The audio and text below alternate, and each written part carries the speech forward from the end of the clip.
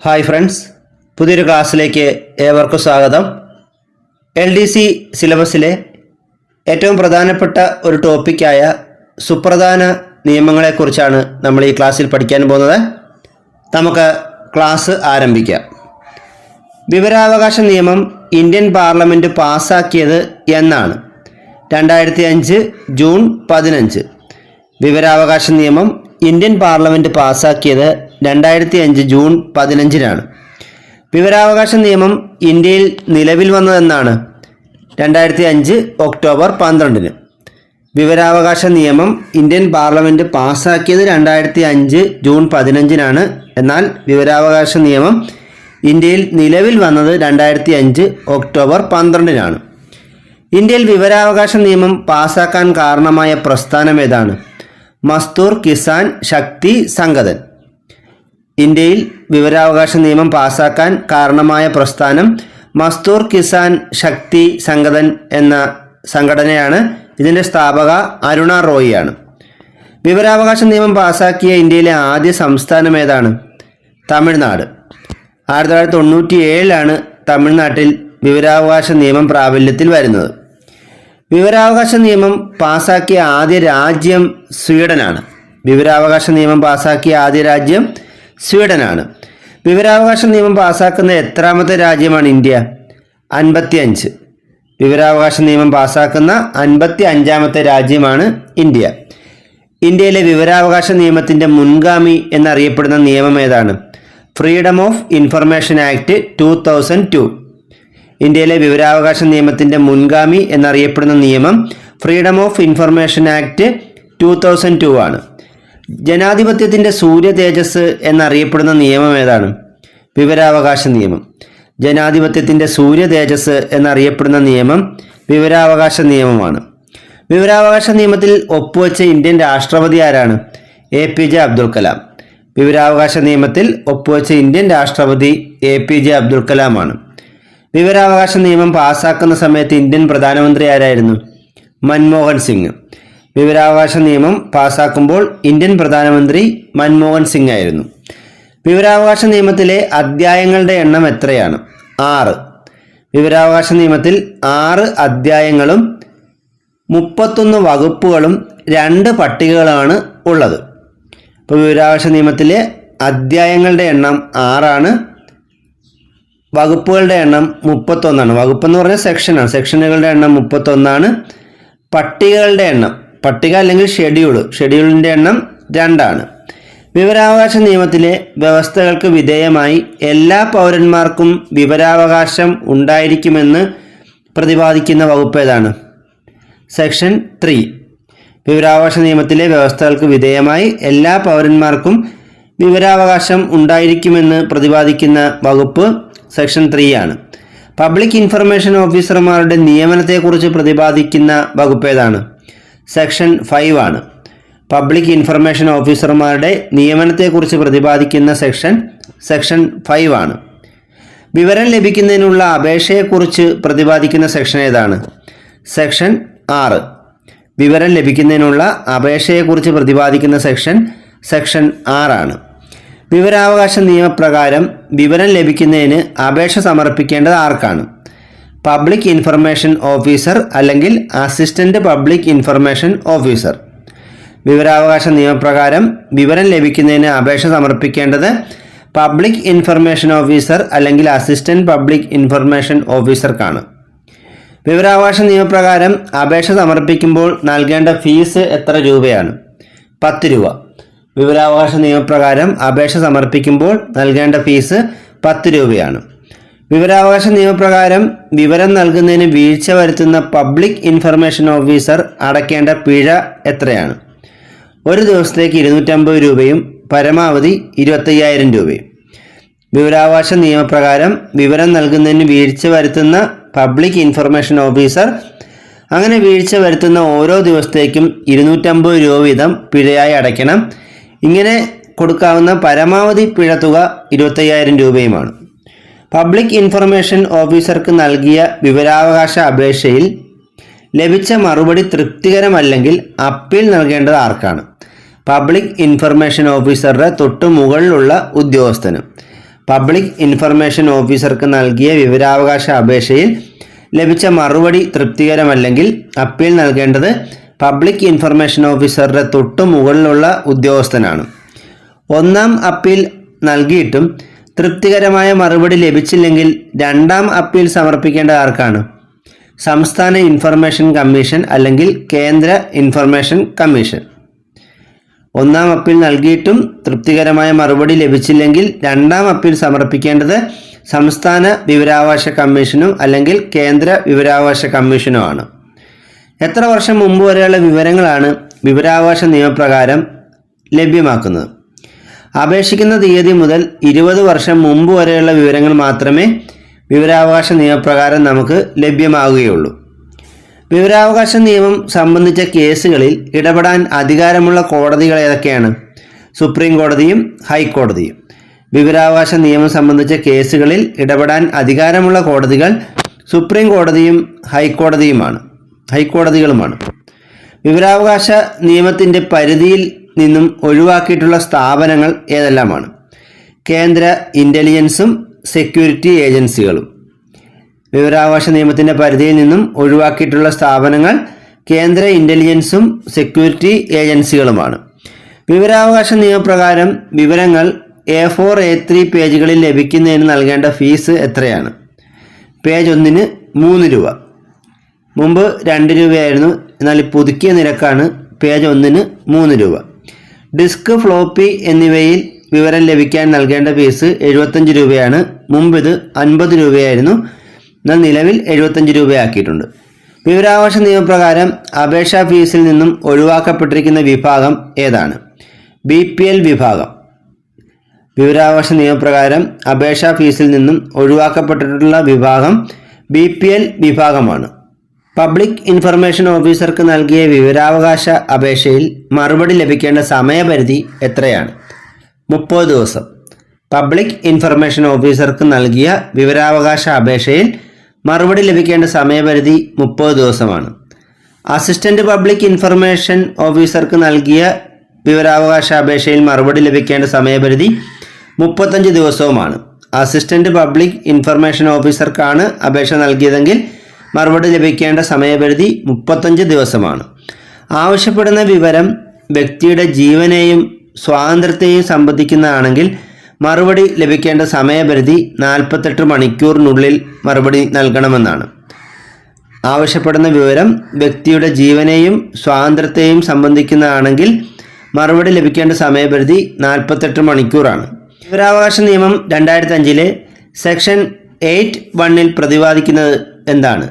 വിവരം വെളിപ്പെടുത്തുന്നതിൽ നിന്നും ഒഴിവാക്കപ്പെട്ടവയെക്കുറിച്ചാണ്. വിവരാവകാശ നിയമം 2005 സെക്ഷൻ 8(1) പ്രതിപാദിക്കുന്നത് വിവരം വെളിപ്പെടുത്തുന്നതിൽ നിന്നും ഒഴിവാക്കപ്പെട്ടവയെക്കുറിച്ചാണ്. വിവരാവകാശ അപേക്ഷ മറ്റൊരു വിവരാധികാരിക്ക് കൈമാറാനുള്ള സമയപരിധി എത്രയാണ്? 5 ദിവസം. വിവരാവകാശ അപേക്ഷ മറ്റൊരു വിവരാധികാരിക്ക് കൈമാറാനുള്ള സമയപരിധി 5 ദിവസമാണ്. വിവരാവകാശ നിയമ ഭേദഗതി ബില്ല് 2019 ലോക്സഭയിൽ അവതരിപ്പിച്ചതാരാണ്? 2019 ജൂലൈ 19-ന് ജിതേന്ദ്ര സിംഗ് ആണ് വിവരാവകാശ നിയമ ഭേദഗതി ബില്ല് 2019 ലോക്സഭയിൽ അവതരിപ്പിച്ചത്. 2019 ജൂലൈ 11 ജിതേന്ദ്ര സിംഗ്. വിവരാവകാശ നിയമ ഭേദഗതി ബില്ല് 2019 ലോക്സഭ പാസാക്കിയതെന്നാണ്? 2019 ജൂലൈ 22-ന്. വിവരാവകാശ നിയമ ഭേദഗതി ബില്ല് 2019 രാജ്യസഭ പാസാക്കിയത് 2019 ജൂലൈ 25-നുമാണ്. വിവരാവകാശ നിയമ ഭേദഗതി ബില്ല് 2019 ഇന്ത്യൻ രാഷ്ട്രപതി രാംനാഥ് കോവിന്ദ് ഒപ്പുവെച്ചതെന്നാണ്? 2019 ഓഗസ്റ്റ് 1-ന്. അപ്പോൾ ഈ 3 ചോദ്യങ്ങളും ഒന്നുകൂടെ വായിക്കാം. വിവരാവകാശ നിയമ ഭേദഗതി ബില്ല് 2019 ലോക്സഭ പാസാക്കിയത് 2019 ജൂലൈ 22-നും ഈ ബില്ല് രാജ്യസഭ പാസാക്കിയത് 2019 ജൂലൈ 25-നും ഈ ബില്ലിൽ ഇന്ത്യൻ രാഷ്ട്രപതി രാംനാഥ് കോവിന്ദ് ഒപ്പുവെച്ചത് 2019 ഓഗസ്റ്റ് 1-നുമാണ്. മുഖ്യ വിവരാവകാശ കമ്മീഷണറുടെയും മറ്റ് വിവരാവകാശ കമ്മീഷണർമാരുടെയും കാലാവധി തീരുമാനിക്കാനുള്ള അധികാരം കേന്ദ്ര സർക്കാരിൽ നിക്ഷിപ്തമായത് ഏത് ഭേദഗതിയിലൂടെയാണ്? 2019 വിവരാവകാശ നിയമ ഭേദഗതി. മുഖ്യ വിവരാവകാശ കമ്മീഷണറുടെയും മറ്റ് വിവരാവകാശ കമ്മീഷണർമാരുടെയും കാലാവധി തീരുമാനിക്കാനുള്ള അധികാരം കേന്ദ്ര സർക്കാരിൽ നിക്ഷിപ്തമായത് 2019 വിവരാവകാശ നിയമ ഭേദഗതിയിലൂടെയാണ്.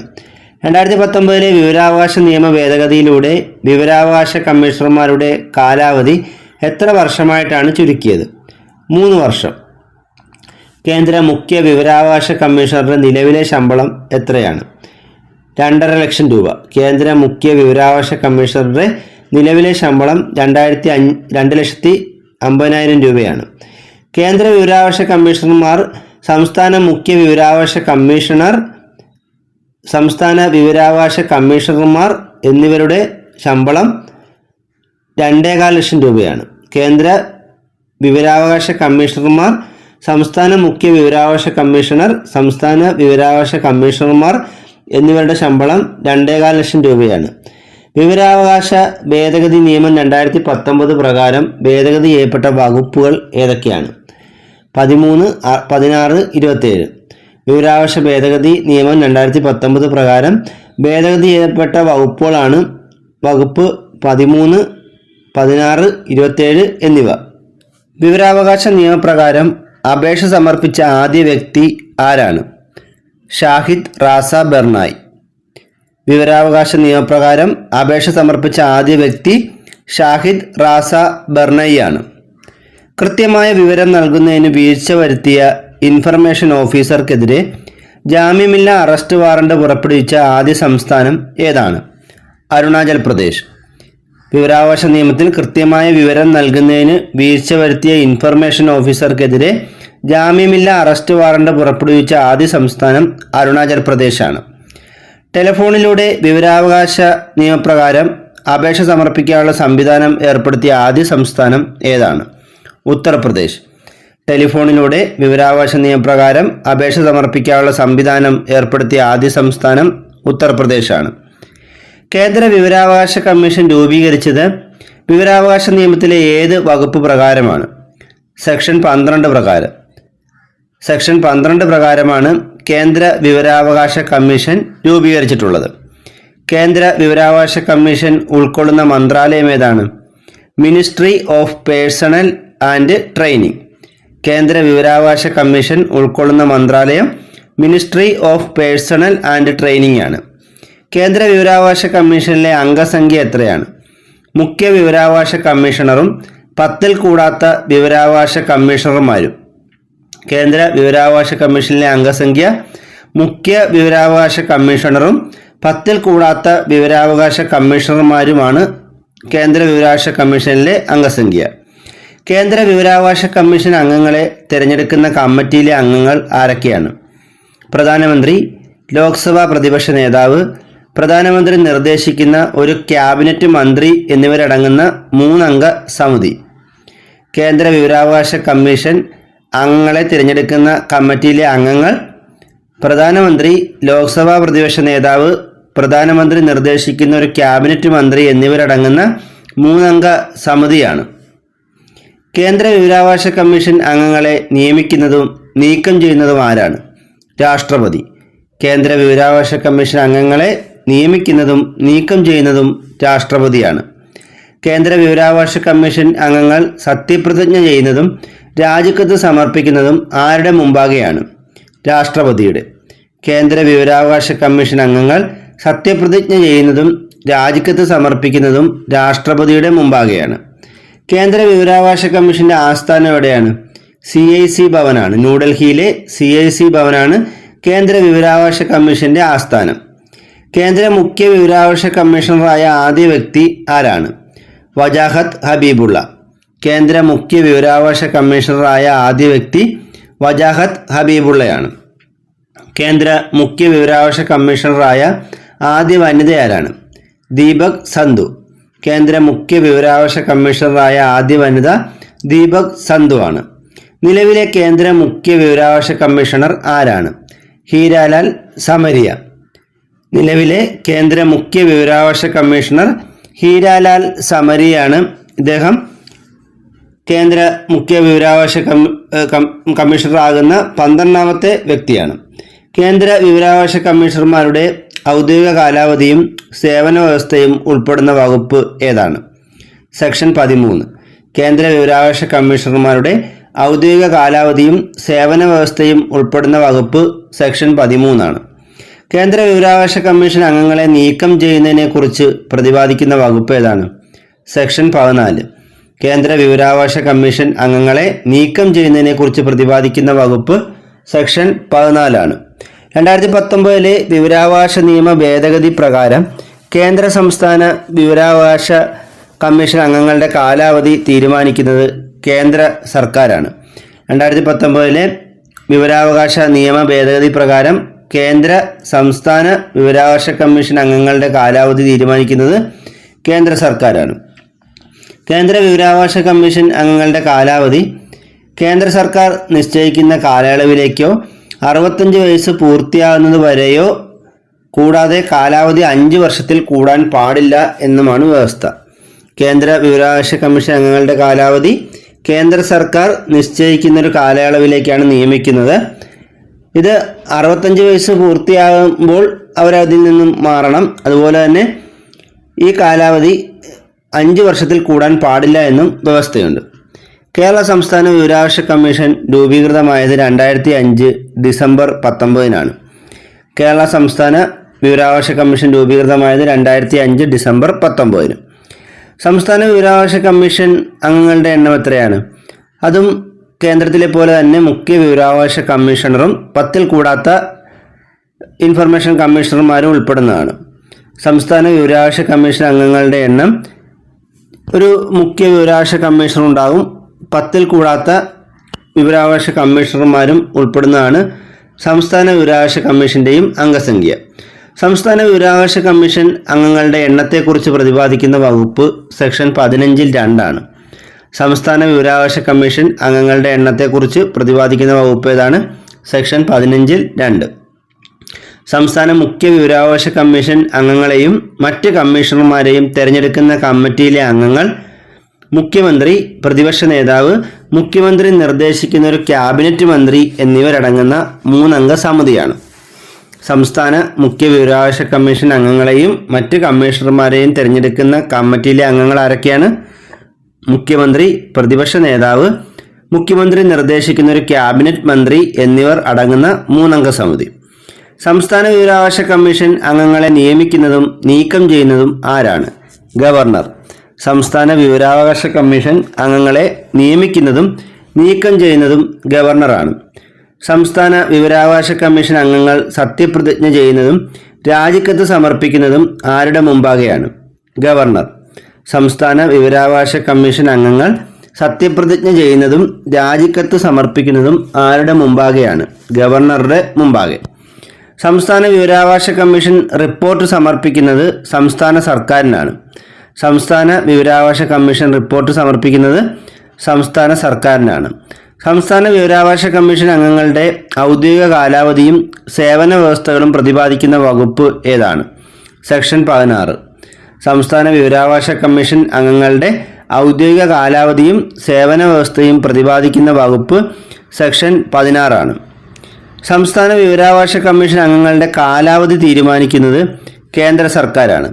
സംസ്ഥാന വിവരാവകാശ കമ്മീഷൻ അംഗങ്ങളുടെ കാലാവധി തീരുമാനിക്കുന്നതും നമ്മൾ നേരത്തെ പറഞ്ഞു, സംസ്ഥാന വിവരാവകാശ കമ്മീഷൻ്റെയും കേന്ദ്ര വിവരാവകാശ കമ്മീഷൻ്റെയും അംഗങ്ങളുടെ കാലാവധി തീരുമാനിക്കാനുള്ള അധികാരം കേന്ദ്ര സർക്കാരിനാണ്.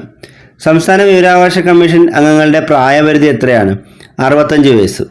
സംസ്ഥാന വിവരാവകാശ കമ്മീഷൻ അംഗങ്ങളുടെ പ്രായപരിധി 65 വയസ്സാണ്. കേരളത്തിലെ പ്രഥമ ചീഫ് ഇൻഫർമേഷൻ കമ്മീഷണർ ആരാണ്? പാലാട്ട് മോഹൻദാസ്. കേരളത്തിലെ പ്രഥമ chief information commissioner Palat Mohandas ആണ്.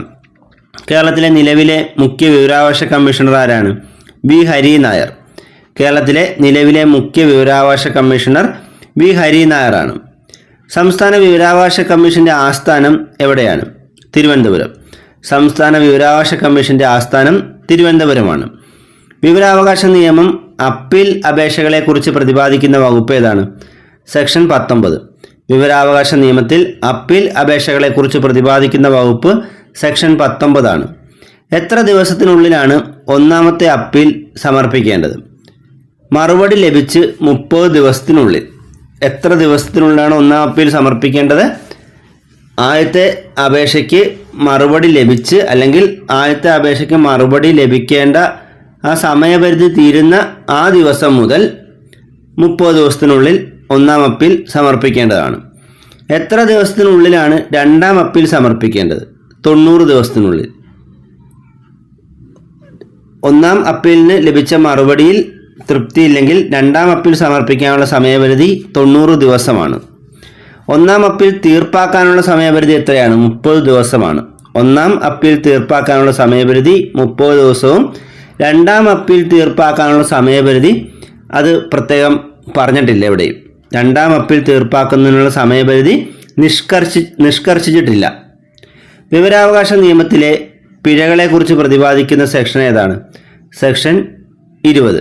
വിവരാവകാശ നിയമത്തിൽ പിഴകളെക്കുറിച്ച് പ്രതിപാദിക്കുന്ന സെക്ഷൻ 20 ആണ്. വിവരാവകാശ അപേക്ഷ നിരസിക്കുവാൻ നിർദ്ദേശിച്ചിരിക്കുന്ന ഏത് വകുപ്പിലാണ്? സെക്ഷൻ 8-ലാണ്. വിവരാവകാശ അപേക്ഷ നിരസിക്കുന്നതിനെക്കുറിച്ച് ചില പ്രത്യേക കാരണങ്ങളാൽ വിവരാവകാശ അപേക്ഷ നമുക്ക് നിരസിക്കാൻ സാധിക്കും. അത് പറയുന്നത് സെക്ഷൻ 8-ലാണ്. വിവരാവകാശ കമ്മീഷണർമാരുടെ അധികാരങ്ങളും ചുമതലകളും പ്രതിപാദിച്ചിരിക്കുന്ന വകുപ്പ് ഏതാണ്? സെക്ഷൻ 18. വിവരാവകാശ കമ്മീഷണർമാരുടെ അധികാരങ്ങളും ചുമതലകളും പ്രതിപാദിക്കുന്ന വകുപ്പ് സെക്ഷൻ 18 ആണ്. വിവരാവകാശ നിയമത്തിൽ മൂന്നാം കക്ഷിയിൽ നിന്നുള്ള വിവരത്തെക്കുറിച്ച് പ്രതിപാദിക്കുന്ന വകുപ്പ് ഏതാണ്? സെക്ഷൻ 11. വിവരാവകാശ നിയമത്തിൽ മൂന്നാം കക്ഷിയിൽ നിന്നുള്ള വിവരത്തെക്കുറിച്ച് പ്രതിപാദിക്കുന്ന വകുപ്പ് സെക്ഷൻ 11 ആണ്. മൂന്നാം കക്ഷിയുടെ വിവരം ഉൾപ്പെടുന്നുവെങ്കിൽ മറുപടി നൽകേണ്ട സമയപരിധി എത്രയാണ്? 40 ദിവസമാണ്. മൂന്നാം കക്ഷിയുടെ വിവരം ഉൾപ്പെടുന്നുവെങ്കിൽ മറുപടി നൽകേണ്ട സമയപരിധി 40 ദിവസമാണ്. മൂന്നാം കക്ഷിയോട് അഭിപ്രായം ചോദിക്കാൻ വേണ്ട സമയപരിധി എത്രയാണ്? 5 ദിവസം. മൂന്നാം കക്ഷിയോട് അഭിപ്രായം ചോദിക്കാൻ വേണ്ട സമയപരിധി 5 ദിവസമാണ്. വിവരാവകാശ നിയമത്തിൽ നിർവചനങ്ങൾ അടങ്ങിയിട്ടുള്ള സെക്ഷൻ ഏതാണ്? സെക്ഷൻ 2. വിവരാവകാശ നിയമത്തിൽ നിർവചനങ്ങൾ അടങ്ങിയിട്ടുള്ള സെക്ഷൻ 2 ആണ്. ഏത് ഭരണഘടനാ വകുപ്പ് പ്രകാരമാണ് വിവരാവകാശത്തെ ഒരു മൗലിക അവകാശമായി കണക്കാക്കാമെന്ന് സുപ്രീം കോടതി പ്രഖ്യാപിച്ചത്? ആർട്ടിക്കിൾ 19(1)(a), അതായത് അഭിപ്രായ സ്വാതന്ത്ര്യം. വിവരാവകാശ നിയമത്തെ ഒരു മൗലിക അവകാശമാക്കി കണക്കാക്കാമെന്ന് സുപ്രീം കോടതി പ്രഖ്യാപിച്ചത് ഏത് ഭരണഘടനാ വകുപ്പ് പ്രകാരമാണ്? ആർട്ടിക്കിൾ 19(1)(a) പ്രകാരം.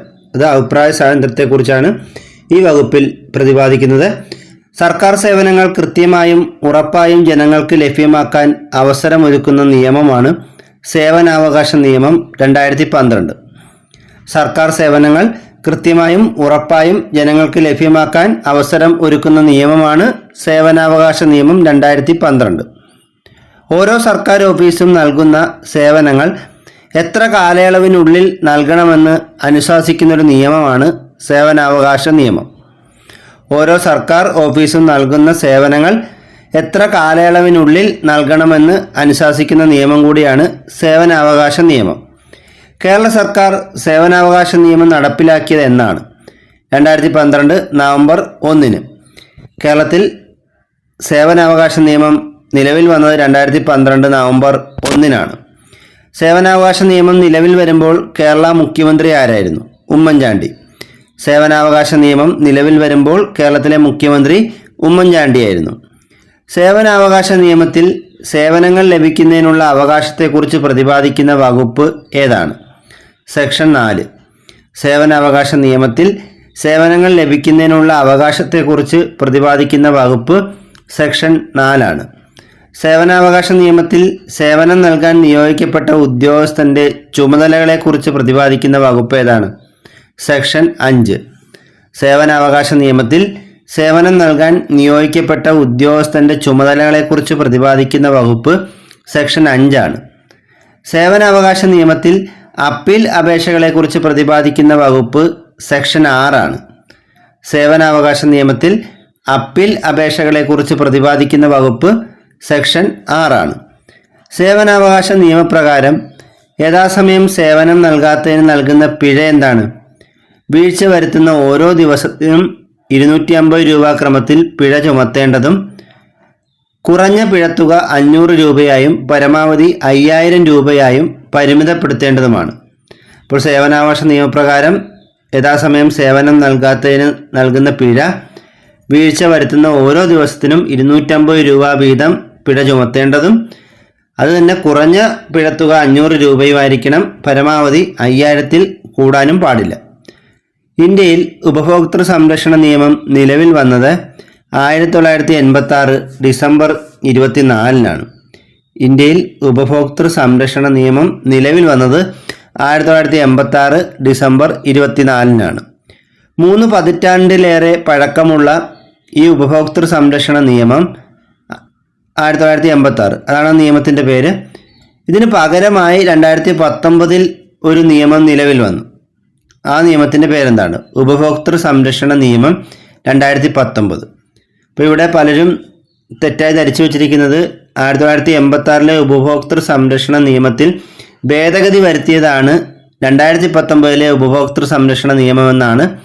അങ്ങനെയല്ല, ഇത് 1986 ഉപഭോക്തൃ സംരക്ഷണ നിയമത്തിന് പകരം ഇന്ത്യയിൽ നിലവിൽ വന്ന നിയമമാണ് 2019 ഉപഭോക്തൃ സംരക്ഷണ നിയമം. 2019 ഉപഭോക്തൃ സംരക്ഷണ നിയമം ലോക്സഭ പാസാക്കിയത് 2019 ജൂലൈ 30-നാണ്. 2019 ഉപഭോക്തൃ സംരക്ഷണ നിയമം ലോക്സഭ പാസാക്കിയത് 2019 ജൂലൈ 30-നാണ്. 2019 ഉപഭോക്തൃ സംരക്ഷണ നിയമം രാജ്യസഭ പാസാക്കിയത് 2019 ഓഗസ്റ്റ് 6-നാണ്. 2019 ഉപഭോക്തൃ സംരക്ഷണ നിയമത്തിൽ രാഷ്ട്രപതി ഒപ്പുവെച്ചത്, നിയമത്തിൽ നല്ല ബില്ല് രാഷ്ട്രപതി ഒപ്പുവെച്ചത് 2019 ഓഗസ്റ്റ് 9-നാണ്. അപ്പോൾ അങ്ങനെ ബില്ലിൽ വെക്കുമ്പോഴാണ് ബില്ല് നിയമമാകുന്നത്. അപ്പോൾ നമുക്കിങ്ങനെ പഠിക്കാം. 2019 ഉപഭോക്തൃ സംരക്ഷണ നിയമത്തിൽ ഇന്ത്യൻ രാഷ്ട്രപതി ഒപ്പുവെച്ചത് 2019 ഓഗസ്റ്റ് 9-നുമാണ്. അപ്പോൾ ഉപഭോക്തൃ സംരക്ഷണ നിയമം 2019 ലോക്സഭ പാസാക്കിയത് 2019 ജൂലൈ 30-ന്, രാജ്യസഭ പാസാക്കിയത് 2019 ഓഗസ്റ്റ് 6-ന്, രാഷ്ട്രപതി ഈ നിയമം ഇതിൽ ഒപ്പുവെച്ചത് 2019 ഓഗസ്റ്റ് 9-ന്. ഇനി ഈ നിയമം നിലവിൽ വന്നത്, അതാണ് ഏറ്റവും പ്രധാനപ്പെട്ടത്. 2019 ഉപഭോക്തൃ സംരക്ഷണ നിയമം നിലവിൽ വന്നത് എന്നാണ്? 2020 ജൂലൈ 20-ന്. 2019 ഉപഭോക്തൃ സംരക്ഷണ നിയമം നിലവിൽ വന്നത് 2020 ജൂലൈ 20-നാണ്. 2019 ഉപഭോക്തൃ സംരക്ഷണ നിയമത്തിൽ കീഴിൽ അന്വേഷണത്തിനുള്ള അധികാരങ്ങൾ നൽകപ്പെട്ടിരിക്കുന്ന ആർക്കൊക്കെയാണ്? ഡയറക്ടർ ജനറലിനും ജില്ലാ കളക്ടർക്കും. 2019 ഉപഭോക്തൃ സംരക്ഷണ നിയമത്തിന് കീഴിൽ അന്വേഷണത്തിനുള്ള അധികാരങ്ങൾ നൽകപ്പെട്ടിട്ടുള്ളത് ഡയറക്ടർ ജനറൽക്കും ജില്ലാ കളക്ടർക്കുമാണ്. ദേശീയ ഉപഭോക്തൃ ദിനമായി ആചരിക്കുന്നത് എന്നാണ്? ഡിസംബർ 24. ദേശീയ ഉപഭോക്തൃ ദിനമായി ആചരിക്കുന്നത് ഡിസംബർ 24-ആണ്. ലോക ഉപഭോക്തൃ അവകാശ ദിനം എന്നാണ്? മാർച്ച് 15. ലോക ഉപഭോക്തൃ അവകാശ ദിനം മാർച്ച് 15-ആണ്. 2023 ലോക ഉപഭോക്തൃ അവകാശ ദിന പ്രമേയം എന്താണ്? Empowering consumers through clean energy transitions എന്നാണ്. 2023 ലോക ഉപഭോക്തൃ അവകാശ ദിന പ്രമേയം empowering consumers through clean energy transitions എന്നാണ്. 2019 ഉപഭോക്തൃ സംരക്ഷണ നിയമം ലോക്സഭയിൽ അവതരിപ്പിച്ചതാരാണ്? രാംവിലാസ് പാസ്വാൻ. 2019 ഉപഭോക്തൃ സംരക്ഷണ ബില്ല് ലോക്സഭയിൽ അവതരിപ്പിച്ചത് രാംവിലാസ് പാസ്വാനാണ്. 2019 ഉപഭോക്തൃ സംരക്ഷണ നിയമത്തിൽ ഉപഭോക്താവിൻ്റെ അവകാശങ്ങളെക്കുറിച്ച് പ്രതിപാദിക്കുന്ന സെക്ഷൻ ഏതാണ്? സെക്ഷൻ 2-9. 2019 ഉപഭോക്തൃ സംരക്ഷണ നിയമത്തിൽ ഉപഭോക്താവിൻ്റെ അവകാശങ്ങളെക്കുറിച്ച് പ്രതിപാദിക്കുന്ന സെക്ഷൻ 2-9 ഉപഭോക്താക്കൾക്ക് അവരുടെ പരാതി ഓൺലൈനായി നൽകുന്നതിന് ഇന്ത്യൻ ദേശീയ ഉപഭോക്തൃ തർക്ക പരിഹാര കമ്മീഷൻ ആരംഭിച്ച പോർട്ടൽ ഏതാണ്? ഈ ദാഹിൽ. ഉപഭോക്താക്കൾക്ക് അവരുടെ പരാതി ഓൺലൈനായി നൽകുന്നതിന് ഇന്ത്യൻ ദേശീയ ഉപഭോക്തൃ തർക്ക പരിഹാര കമ്മീഷൻ ആരംഭിച്ച പോർട്ടലാണ് ഈ ദാഹിൽ. 2019 ഉപഭോക്തൃ സംരക്ഷണ നിയമത്തിലെ അധ്യായങ്ങളുടെ എണ്ണം എത്രയാണ്? 8. വകുപ്പുകളുടെ എണ്ണം 107-മാണ്. 2019 ഉപഭോക്തൃ സംരക്ഷണ നിയമത്തിലെ അധ്യായങ്ങളുടെ എണ്ണം 8-ഉം വകുപ്പുകളുടെ എണ്ണം, അതായത് സെക്ഷനുകളുടെ എണ്ണം 107-മാണ്. 2019 ഉപഭോക്തൃ സംരക്ഷണ നിയമത്തിൽ പരാതിക്കാരനെ കുറിച്ച് പ്രതിപാദിക്കുന്ന വകുപ്പ് ഏതാണ്? സെക്ഷൻ 2-ൽ 5. 2019 ഉപഭോക്തൃ സംരക്ഷണ നിയമത്തിൽ പരാതിക്കാരനെ കുറിച്ച് പ്രതിപാദിക്കുന്ന വകുപ്പ് സെക്ഷൻ 2-ൽ 5 ആണ്. 2019 ഉപഭോക്തൃ സംരക്ഷണ നിയമത്തിൽ ഉപഭോക്താവിനെ കുറിച്ച് പ്രതിപാദിക്കുന്ന വകുപ്പ് ഏതാണ്? സെക്ഷൻ 2-ൽ 7. 2019 ഉപഭോക്തൃ സംരക്ഷണ നിയമത്തിൽ ഉപഭോക്താവിനെ കുറിച്ച് പ്രതിപാദിക്കുന്ന വകുപ്പ് സെക്ഷൻ 2-ൽ 7 ആണ്. ഉപഭോക്താവിന് ഉൽപ്പാദകരിൽ നിന്നോ വിതരണക്കാരിൽ നിന്നോ തൃപ്തികരമല്ലാത്ത അനുഭവങ്ങൾ ഉണ്ടാകുമ്പോൾ നിയമപരമായി സഹായിക്കാൻ ചുമതലപ്പെട്ട സംവിധാനമാണ് ഉപഭോക്തൃ കോടതികൾ.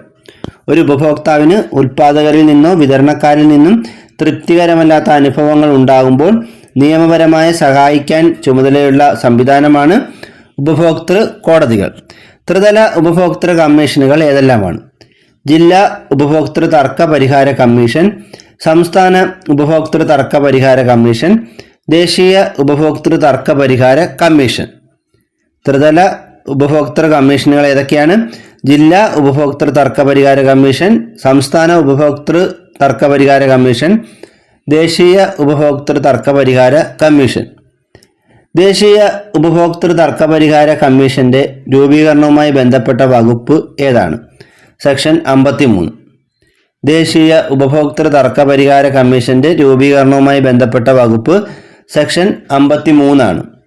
ദേശീയ ഉപഭോക്തൃ തർക്ക പരിഹാര കമ്മീഷൻ രൂപീകരിച്ച വർഷം ഏതാണ്?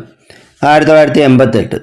ദേശീയ ഉപഭോക്തൃ തർക്ക പരിഹാര കമ്മീഷൻ രൂപീകരിച്ച വർഷം 1988 ആണ്. ദേശീയ ഉപഭോക്തൃ തർക്ക പരിഹാര കമ്മീഷന്റെ ആസ്ഥാനം എവിടെയാണ്? ഉപഭോക്തൃ ന്യായ ഭവൻ. ന്യൂഡൽഹിയിലെ ഉപഭോക്തൃ ന്യായ ഭവനാണ് ദേശീയ ഉപഭോക്തൃ തർക്ക പരിഹാര കമ്മീഷന്റെ ആസ്ഥാനം. നിലവിലെ ദേശീയ ഉപഭോക്തൃ തർക്ക പരിഹാര കമ്മീഷന്റെ പ്രസിഡന്റ് ആരാണ്? ജസ്റ്റിസ് അമരേശ്വർ പ്രതാപ് സാഹി. നിലവിലെ ദേശീയ ഉപഭോക്തൃ തർക്ക പരിഹാര കമ്മീഷന്റെ പ്രസിഡന്റ് ജസ്റ്റിസ് അമരേശ്വർ പ്രതാപ് സാഹിയാണ്. ദേശീയ ഉപഭോക്തൃ തർക്ക പരിഹാര കമ്മീഷന്റെ ആദ്യ പ്രസിഡന്റ് ആരാണ്? Justice V Balakrishna Eradi.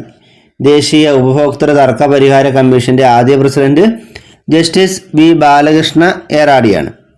ദേശീയ ഉപഭോക്തൃ തർക്ക പരിഹാര കമ്മീഷന്റെ പ്രസിഡന്റിന്റെ കാലാവധി എത്രയാണ്? 5 വർഷം അല്ലെങ്കിൽ 70 വയസ്സ്. ദേശീയ ഉപഭോക്തൃ തർക്ക പരിഹാര കമ്മീഷൻ പ്രസിഡന്റിന്റെ കാലാവധി 5 വർഷം അല്ലെങ്കിൽ 70 വയസ്സാണ്. ഈ ദേശീയ ഉപഭോക്തൃ തർക്ക പരിഹാര കമ്മീഷനിലെ മറ്റ് അംഗങ്ങളുടെ കാലാവധി എത്രയാണ്? 5 വർഷം അല്ലെങ്കിൽ 67 വയസ്സാണ്. മറ്റ് അംഗങ്ങളുടെ കാലാവധി 5 വർഷം അല്ലെങ്കിൽ 67 വയസ്സാണ്. ദേശീയ ഉപഭോക്തൃ തർക്ക പരിഹാര കമ്മീഷൻ പ്രസിഡന്റ് ആകാനുള്ള യോഗ്യത എന്താണ്?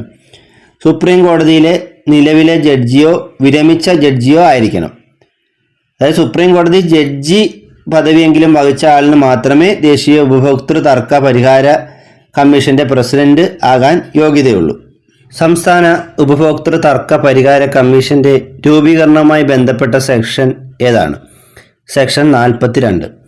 സംസ്ഥാന ഉപഭോക്തൃ തർക്ക പരിഹാര കമ്മീഷന്റെ രൂപീകരണവുമായി ബന്ധപ്പെട്ട സെക്ഷൻ 42 ആണ്.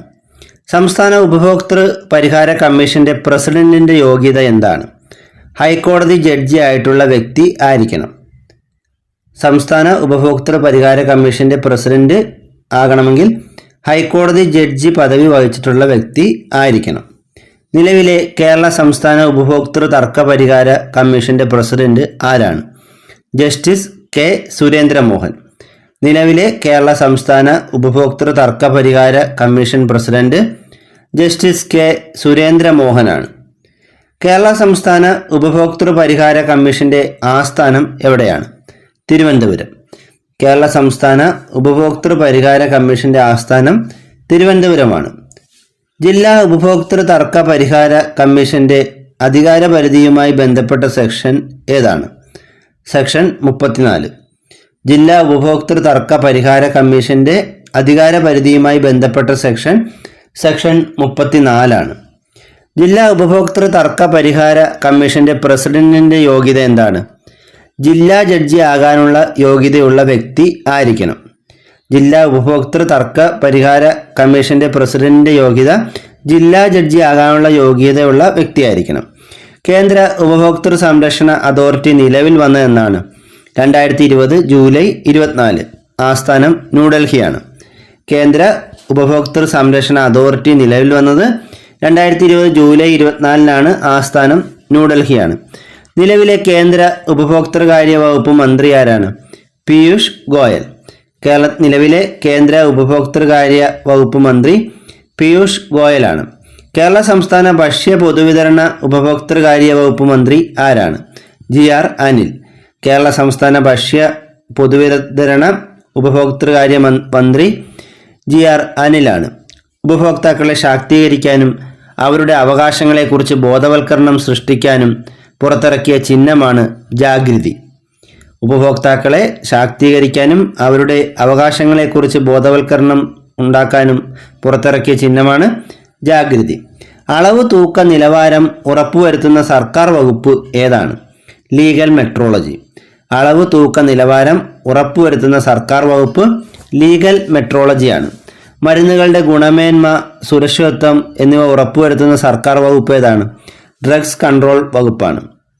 മരുന്നുകളുടെ ഗുണമേന്മ, സുരക്ഷിതത്വം എന്നിവ ഉറപ്പുവരുത്തുന്ന സർക്കാർ വകുപ്പ് ഡ്രഗ്സ് കൺട്രോൾ വകുപ്പാണ്. ഭക്ഷ്യവസ്തുക്കളുടെ ഗുണമേന്മ ഉറപ്പുവരുത്തുന്ന സർക്കാർ വകുപ്പ് ഭക്ഷ്യ സുരക്ഷാ വകുപ്പാണ്. ഭക്ഷ്യവസ്തുക്കളുടെ ഗുണമേന്മ ഉറപ്പുവരുത്തുന്നത് ഭക്ഷ്യ സുരക്ഷാ വകുപ്പാണ്. ബ്യൂറോ ഓഫ് ഇന്ത്യൻ സ്റ്റാൻഡേർഡ് ഉൽപ്പന്നങ്ങളുടെ നിശ്ചിത ഗുണനിലവാരം ഉറപ്പാക്കുന്നതിന് നൽകുന്ന മുദ്രയാണ് ISI മുദ്ര. ബ്യൂറോ ഓഫ് ഇന്ത്യൻ സ്റ്റാൻഡേർഡ് ഉൽപ്പന്നങ്ങളുടെ നിശ്ചിത ഗുണനിലവാരം ഉറപ്പാക്കുന്നതിന് നൽകുന്ന മുദ്രയാണ് ISI മുദ്ര. പഴവർഗ്ഗങ്ങൾ, പച്ചക്കറികൾ എന്നിവയുടെ നിലവാരം സാക്ഷ്യപ്പെടുത്തുന്ന മുദ്രയാണ് ഫുഡ് പ്രോഡക്ട്സ് ഓർഡർ, അതായത് FPO. പഴവർഗ്ഗങ്ങൾ, പച്ചക്കറികൾ എന്നിവയുടെ നിലവാരം സാക്ഷ്യപ്പെടുത്തുന്ന മുദ്രയാണ് ഫുഡ് പ്രോഡക്ട്സ് ഓർഡർ. സ്വർണ്ണാഭരണങ്ങളുടെ പരിശുദ്ധിയെ സൂചിപ്പിക്കുന്നതാണ് BIS ഹാൾമാർക്ക്. സ്വർണ്ണാഭരണങ്ങളുടെ പരിശുദ്ധിയെ സൂചിപ്പിക്കുന്നതാണ് BIS ഹാൾമാർക്ക്. കാർഷിക വന ഉൽപ്പന്നങ്ങളുടെ ഗുണമേന്മ ഉറപ്പാക്കുന്നതിന് നൽകുന്ന ചിഹ്നമാണ് അഗ്മാർക്ക്. കാർഷിക വന ഉൽപ്പന്നങ്ങളുടെ ഗുണമേന്മ ഉറപ്പാക്കുന്നതിന് നൽകുന്ന ചിഹ്നമാണ് അഗ്മാർക്ക്. 50 ലക്ഷം രൂപ വരെ മൂല്യമുള്ള സേവനങ്ങൾക്കും ചരക്കുകൾക്കും എതിരെയുള്ള പരാതികൾ നൽകേണ്ടത് ജില്ലാ ഉപഭോക്തൃ പരിഹാര കമ്മീഷനാണ്.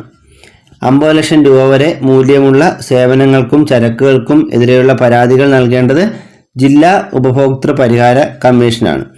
50 ലക്ഷം മുതൽ 2 കോടി വരെ മൂല്യമുള്ള സേവനങ്ങൾക്കും ചരക്കുകൾക്കും എതിരെയുള്ള പരാതി സമർപ്പിക്കേണ്ടത് സംസ്ഥാന ഉപഭോക്തൃ തർക്ക പരിഹാര കമ്മീഷനാണ്. 2 കോടി രൂപയ്ക്ക് മുകളിൽ മൂല്യമുള്ള ചരക്കുകൾക്കും സേവനങ്ങൾക്കും എതിരെയുള്ള പരാതി സമർപ്പിക്കേണ്ടത് ദേശീയ ഉപഭോക്തൃ തർക്ക പരിഹാര കമ്മീഷനാണ്.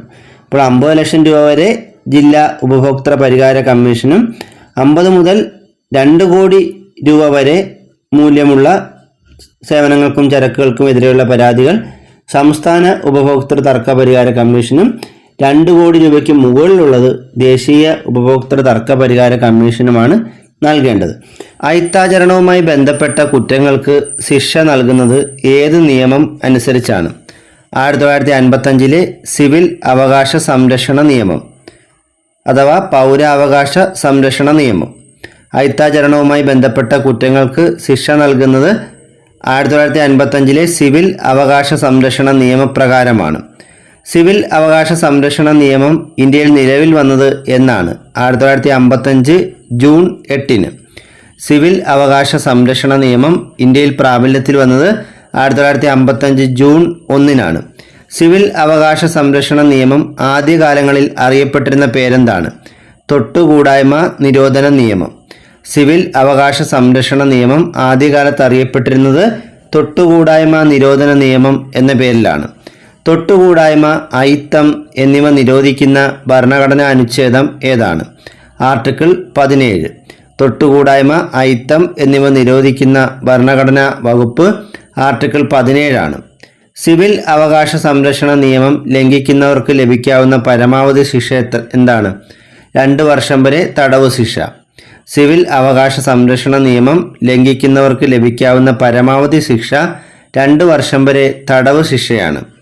പട്ടികജാതി പട്ടികവർഗ വിഭാഗങ്ങൾക്കെതിരെ നടക്കുന്ന അതിക്രമങ്ങളും ചൂഷണങ്ങളും തടയുന്നതിനായി ശിക്ഷാ നടപടികൾ അടങ്ങിയിരിക്കുന്ന നിയമം ഏതാണ്? SC/ST വിഭാഗങ്ങൾക്കെതിരായ അക്രമ നിരോധന നിയമം അഥവാ SC/ST അട്രോസിറ്റീസ് ആക്ട്. പട്ടികജാതി പട്ടികവർഗ വിഭാഗങ്ങൾക്കെതിരെ നടക്കുന്ന അതിക്രമങ്ങളും ചൂഷണങ്ങളും തടയുന്നതിനുള്ള ശിക്ഷാ നടപടികൾ അടങ്ങിയിരിക്കുന്ന നിയമമാണ് SC/ST വിഭാഗങ്ങൾക്കെതിരായ അക്രമ നിരോധന നിയമം അഥവാ SC/ST അട്രോസിറ്റീസ് ആക്ട്. SC/ST വിഭാഗങ്ങൾക്കെതിരായ അക്രമ നിരോധന നിയമത്തിൽ ഭേദഗതി ചെയ്തിട്ടുള്ള വർഷങ്ങൾ ഏതൊക്കെയാണ്? 2015 2018. SC/ST വിഭാഗങ്ങൾക്കെതിരായ അക്രമ നിരോധന നിയമത്തിൽ ഭേദഗതി വരുത്തിയിട്ടുള്ള വർഷങ്ങൾ 2015 2018. SC/ST വിഭാഗങ്ങൾക്കെതിരായ അക്രമ നിരോധന നിയമം ഇന്ത്യൻ പാർലമെന്റ് പാസാക്കിയത് എന്നാണ്? 1989 സെപ്റ്റംബർ 11. SC/ST വിഭാഗങ്ങൾക്കെതിരായ അക്രമ നിരോധന നിയമം പാർലമെന്റ് പാസാക്കിയത് 1989 സെപ്റ്റംബർ 11. SC/ST വിഭാഗങ്ങൾക്കെതിരായ അക്രമ നിരോധന നിയമം ഇന്ത്യയിൽ നിലവിൽ വന്നത് എന്നാണ്? 1990 ജനുവരി 30. SC/ST വിഭാഗങ്ങൾക്കെതിരായ അക്രമ നിരോധന നിയമം നിലവിൽ വന്നത് 1990 ജനുവരി 30. SC/ST വിഭാഗങ്ങൾക്കെതിരായ അക്രമ നിരോധന നിയമം പാസാക്കുന്ന സമയത്തെ ഇന്ത്യൻ പ്രധാനമന്ത്രി ആരായിരുന്നു? രാജീവ് ഗാന്ധി. ഈ നിയമം പാസാക്കുന്ന സമയത്തായിരുന്നു രാജീവ് ഗാന്ധി ഇന്ത്യൻ പ്രധാനമന്ത്രി. എന്നാൽ ഈ നിയമം നിലവിൽ വന്ന സമയത്ത് ഇന്ത്യയിലെ പ്രധാനമന്ത്രി VP സിംഗ് ആയിരുന്നു. SC/ST വിഭാഗങ്ങൾക്കെതിരായ അക്രമ നിരോധന നിയമത്തിന് അംഗീകാരം നൽകിയ ഇന്ത്യൻ രാഷ്ട്രപതി ആരാണ്? R വെങ്കട്ടരാമൻ.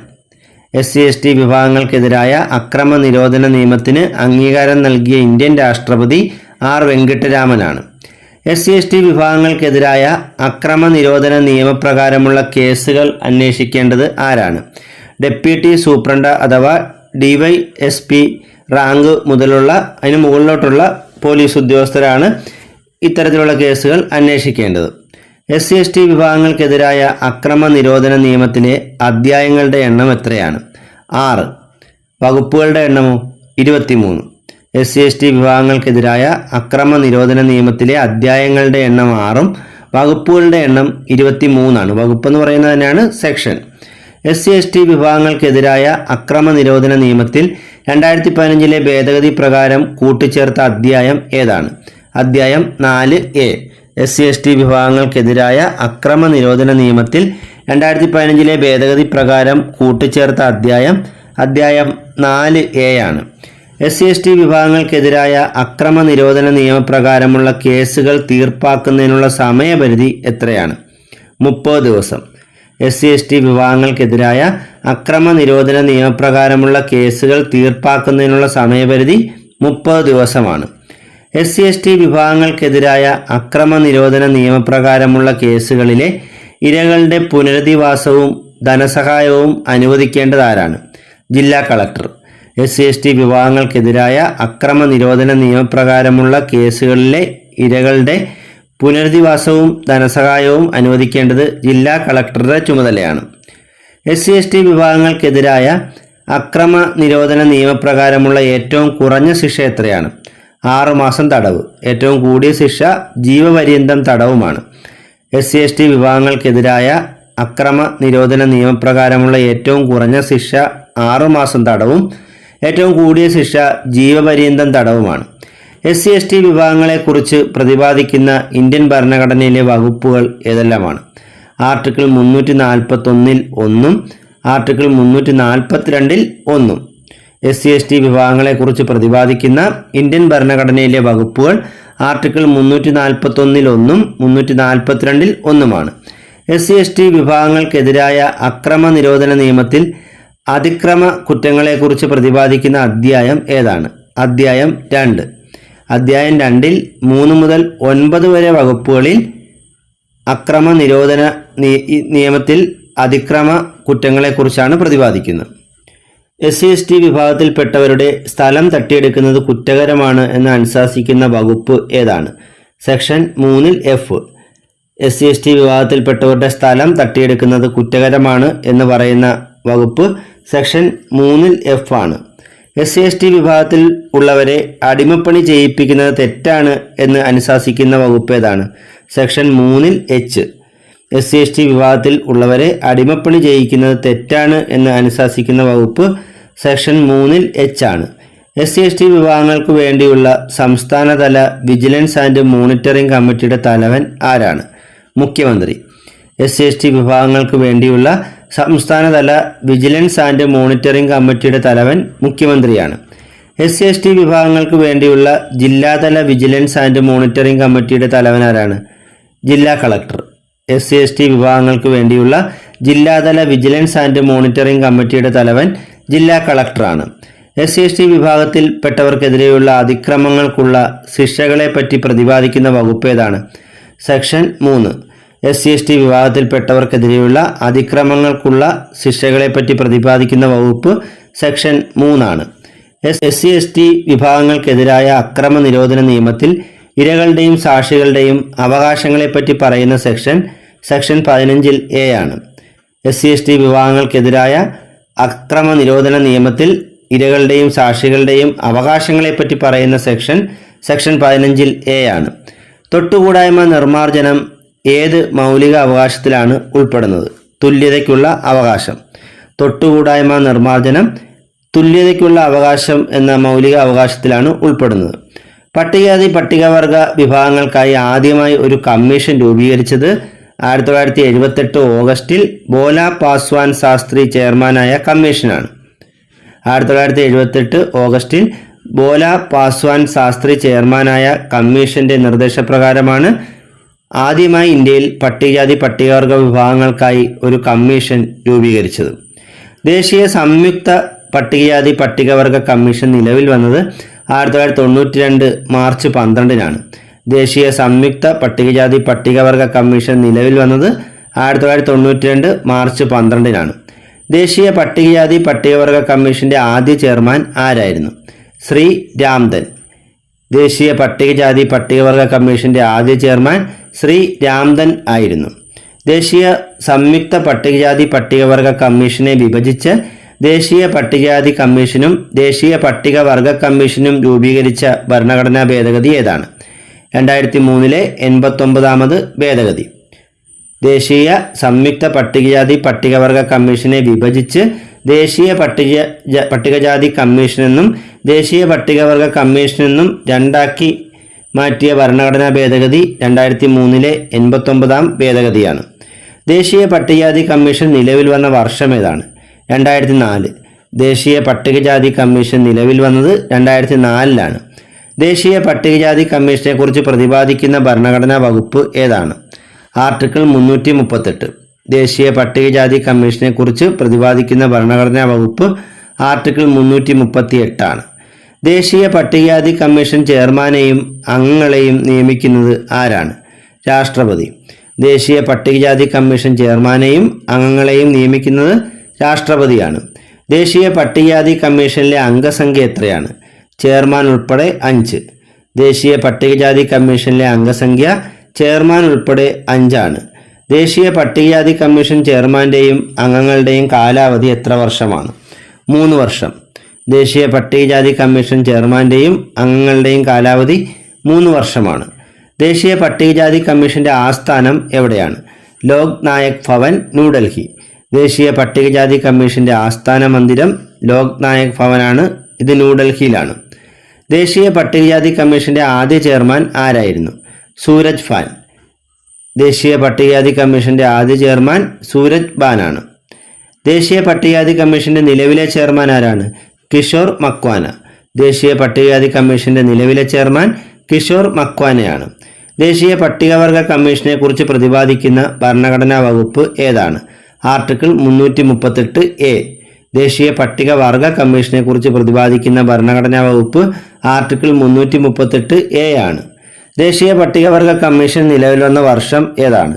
2004. ദേശീയ പട്ടികവർഗ കമ്മീഷൻ നിലവിൽ വന്ന വർഷം 2004-ആണ്. ദേശീയ പട്ടികവർഗ കമ്മീഷൻ ചെയർമാനെയും അംഗങ്ങളെയും നിയമിക്കുന്നത് ആരാണ്? രാഷ്ട്രപതി. ദേശീയ പട്ടികവർഗ കമ്മീഷൻ ചെയർമാനെയും അംഗങ്ങളെയും നിയമിക്കുന്നത് രാഷ്ട്രപതിയാണ്. ദേശീയ പട്ടികവർഗ കമ്മീഷന്റെ അംഗസംഖ്യ എത്രയാണ്? ചെയർമാൻ ഉൾപ്പെടെ 5 പേർ. ദേശീയ പട്ടികവർഗ കമ്മീഷന്റെ അംഗസംഖ്യ ചെയർമാൻ ഉൾപ്പെടെ 5 ആണ്. ദേശീയ പട്ടികവർഗ കമ്മീഷൻ അംഗങ്ങളുടെ കാലാവധി എത്ര വർഷമാണ്? 3 വർഷം. ദേശീയ പട്ടികവർഗ കമ്മീഷൻ അംഗങ്ങളുടെ കാലാവധി 3 വർഷമാണ്.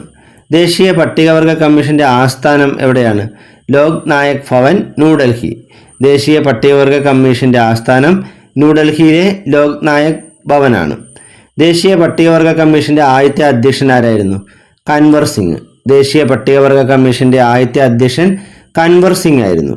ദേശീയ പട്ടികവർഗ കമ്മീഷന്റെ നിലവിലെ ചെയർമാൻ ആരാണ്? അന്തർ സിംഗ് ആര്യ. ദേശീയ പട്ടികവർഗ കമ്മീഷന്റെ നിലവിലെ ചെയർമാൻ അന്തർ സിംഗ് ആര്യയാണ്. കേരള സംസ്ഥാന പട്ടികജാതി പട്ടികവർഗ കമ്മീഷൻ നിയമം നിലവിൽ വന്നത് എന്നാണ്? 2007 സെപ്റ്റംബർ 11. കേരള സംസ്ഥാന പട്ടികജാതി പട്ടികവർഗ കമ്മീഷൻ നിയമം നിലവിൽ വന്നത് 2007 സെപ്റ്റംബർ 11. കേരള സംസ്ഥാന പട്ടികജാതി പട്ടികവർഗ കമ്മീഷൻ നിയമത്തിലെ അധ്യായങ്ങളുടെ എണ്ണം എത്രയാണ്? 5. വകുപ്പുകളുടെ എണ്ണം 18. കേരള സംസ്ഥാന പട്ടികജാതി പട്ടികവർഗ കമ്മീഷന്റെ രൂപീകരണവുമായി ബന്ധപ്പെട്ട സെക്ഷൻ ഏതാണ്? സെക്ഷൻ 3. കേരള സംസ്ഥാന പട്ടികജാതി പട്ടികവർഗ കമ്മീഷന്റെ രൂപീകരണവുമായി ബന്ധപ്പെട്ട സെക്ഷൻ 3 ആണ്. കേരള സംസ്ഥാന പട്ടികജാതി പട്ടികവർഗ കമ്മീഷന്റെ ആസ്ഥാനം എവിടെയാണ്? അയ്യങ്കാളി ഭവൻ, തിരുവനന്തപുരം. കേരള സംസ്ഥാന പട്ടികജാതി പട്ടികവർഗ കമ്മീഷന്റെ ആസ്ഥാനം തിരുവനന്തപുരത്തെ അയ്യങ്കാളി ഭവനാണ്. കേരള സംസ്ഥാന പട്ടികജാതി പട്ടികവർഗ കമ്മീഷൻ അംഗങ്ങളുടെ കാലാവധി എത്ര വർഷമാണ്? 3 വർഷം.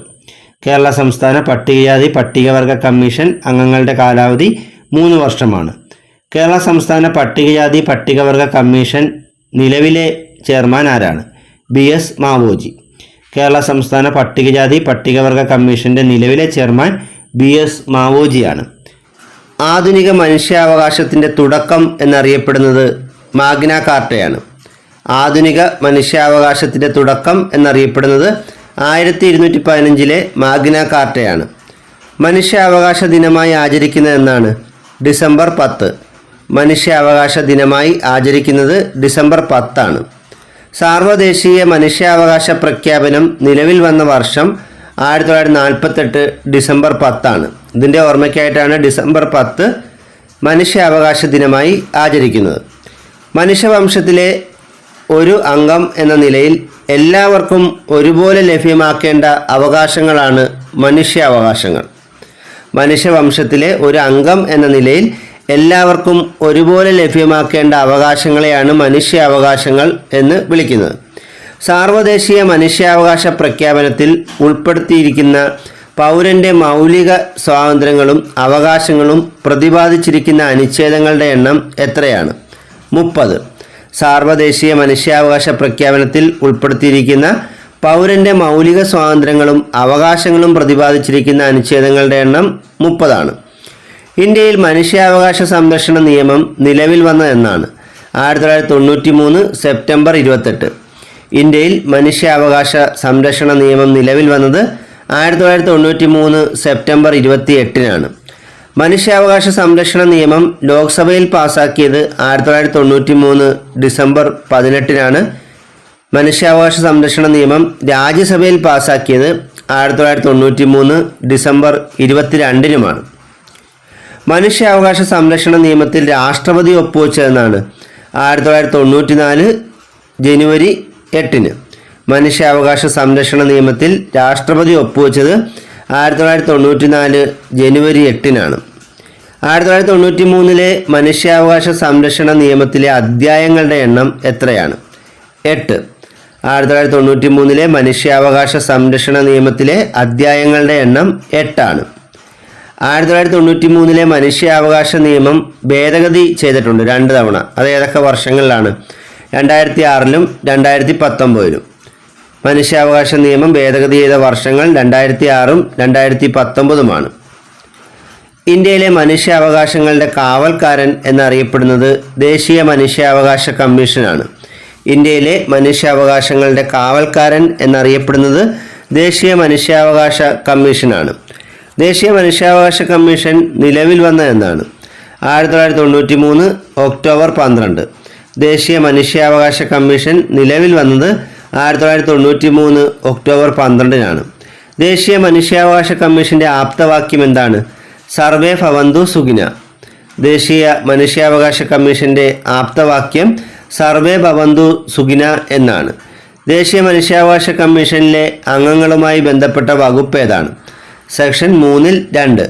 ദേശീയ മനുഷ്യാവകാശ കമ്മീഷനിലെ അംഗങ്ങളുമായി ബന്ധപ്പെട്ട വകുപ്പ് സെക്ഷൻ 3-ൽ 2 ആണ്. ദേശീയ മനുഷ്യാവകാശ കമ്മീഷനിലെ അംഗങ്ങളുടെ എണ്ണം എത്രയാണ്?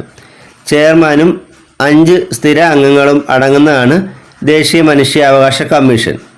ചെയർമാനും 5 സ്ഥിര അംഗങ്ങളും ഉൾപ്പെടുന്നതാണ് ദേശീയ മനുഷ്യാവകാശ കമ്മീഷനിലെ അംഗങ്ങളുടെ എണ്ണം. മനുഷ്യാവകാശ കമ്മീഷൻ്റെ ചെയർമാനാകാനുള്ള യോഗ്യത എന്താണ്? സുപ്രീം കോടതി ചീഫ് ജസ്റ്റിസ് അല്ലെങ്കിൽ ജഡ്ജി പദവി വഹിച്ച ആളായിരിക്കണം. ദേശീയ മനുഷ്യാവകാശ കമ്മീഷൻ്റെ ചെയർമാൻ ആകുന്ന വ്യക്തി സുപ്രീം കോടതി ചീഫ് ജസ്റ്റിസോ ജഡ്ജിയോ ആയിട്ടുള്ള ആളായിരിക്കണം. ദേശീയ മനുഷ്യാവകാശ കമ്മീഷൻ്റെ ആസ്ഥാനം എവിടെയാണ്? മാനവ് അധികാർ ഭവൻ. ന്യൂഡൽഹിയിലെ മാനവ് അധികാർ ഭവനാണ് ദേശീയ മനുഷ്യാവകാശ കമ്മീഷൻ്റെ ആസ്ഥാനം. ദേശീയ മനുഷ്യാവകാശ കമ്മീഷൻ്റെ നിലവിലെ ചെയർമാൻ ആരാണ്? അരുൺകുമാർ മിശ്ര. ദേശീയ മനുഷ്യാവകാശ കമ്മീഷൻ്റെ നിലവിലെ ചെയർമാൻ അരുൺകുമാർ മിശ്രയാണ്. ദേശീയ മനുഷ്യാവകാശ കമ്മീഷൻ്റെ ആദ്യ ചെയർമാൻ ആരായിരുന്നു? രംഗനാഥ് മിശ്ര. ദേശീയ മനുഷ്യാവകാശ കമ്മീഷൻ്റെ ആദ്യ ചെയർമാൻ രംഗനാഥ് മിശ്രയാണ്. ദേശീയ മനുഷ്യാവകാശ കമ്മീഷൻ്റെ ചെയർമാനായ ഏക മലയാളി ആരാണ്? Justice KG Balakrishnan. ദേശീയ മനുഷ്യാവകാശ കമ്മീഷൻ്റെ ചെയർമാനായ ഏക മലയാളി ജസ്റ്റിസ് KG ബാലകൃഷ്ണനാണ്. ദേശീയ മനുഷ്യാവകാശ കമ്മീഷൻ അംഗമായ മലയാളി വനിത ആരാണ്?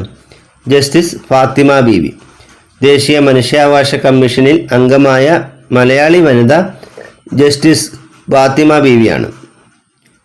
ദേശീയ മനുഷ്യാവകാശ കമ്മീഷനിലെ നിലവിലെ സെക്രട്ടറി ജനറൽ ആരാണ്? ദേവേന്ദ്രകുമാർ സിംഗ്. ദേശീയ മനുഷ്യാവകാശ കമ്മീഷനിലെ നിലവിലെ സെക്രട്ടറി ജനറൽ ദേവേന്ദ്രകുമാർ സിംഗ് ആണ്.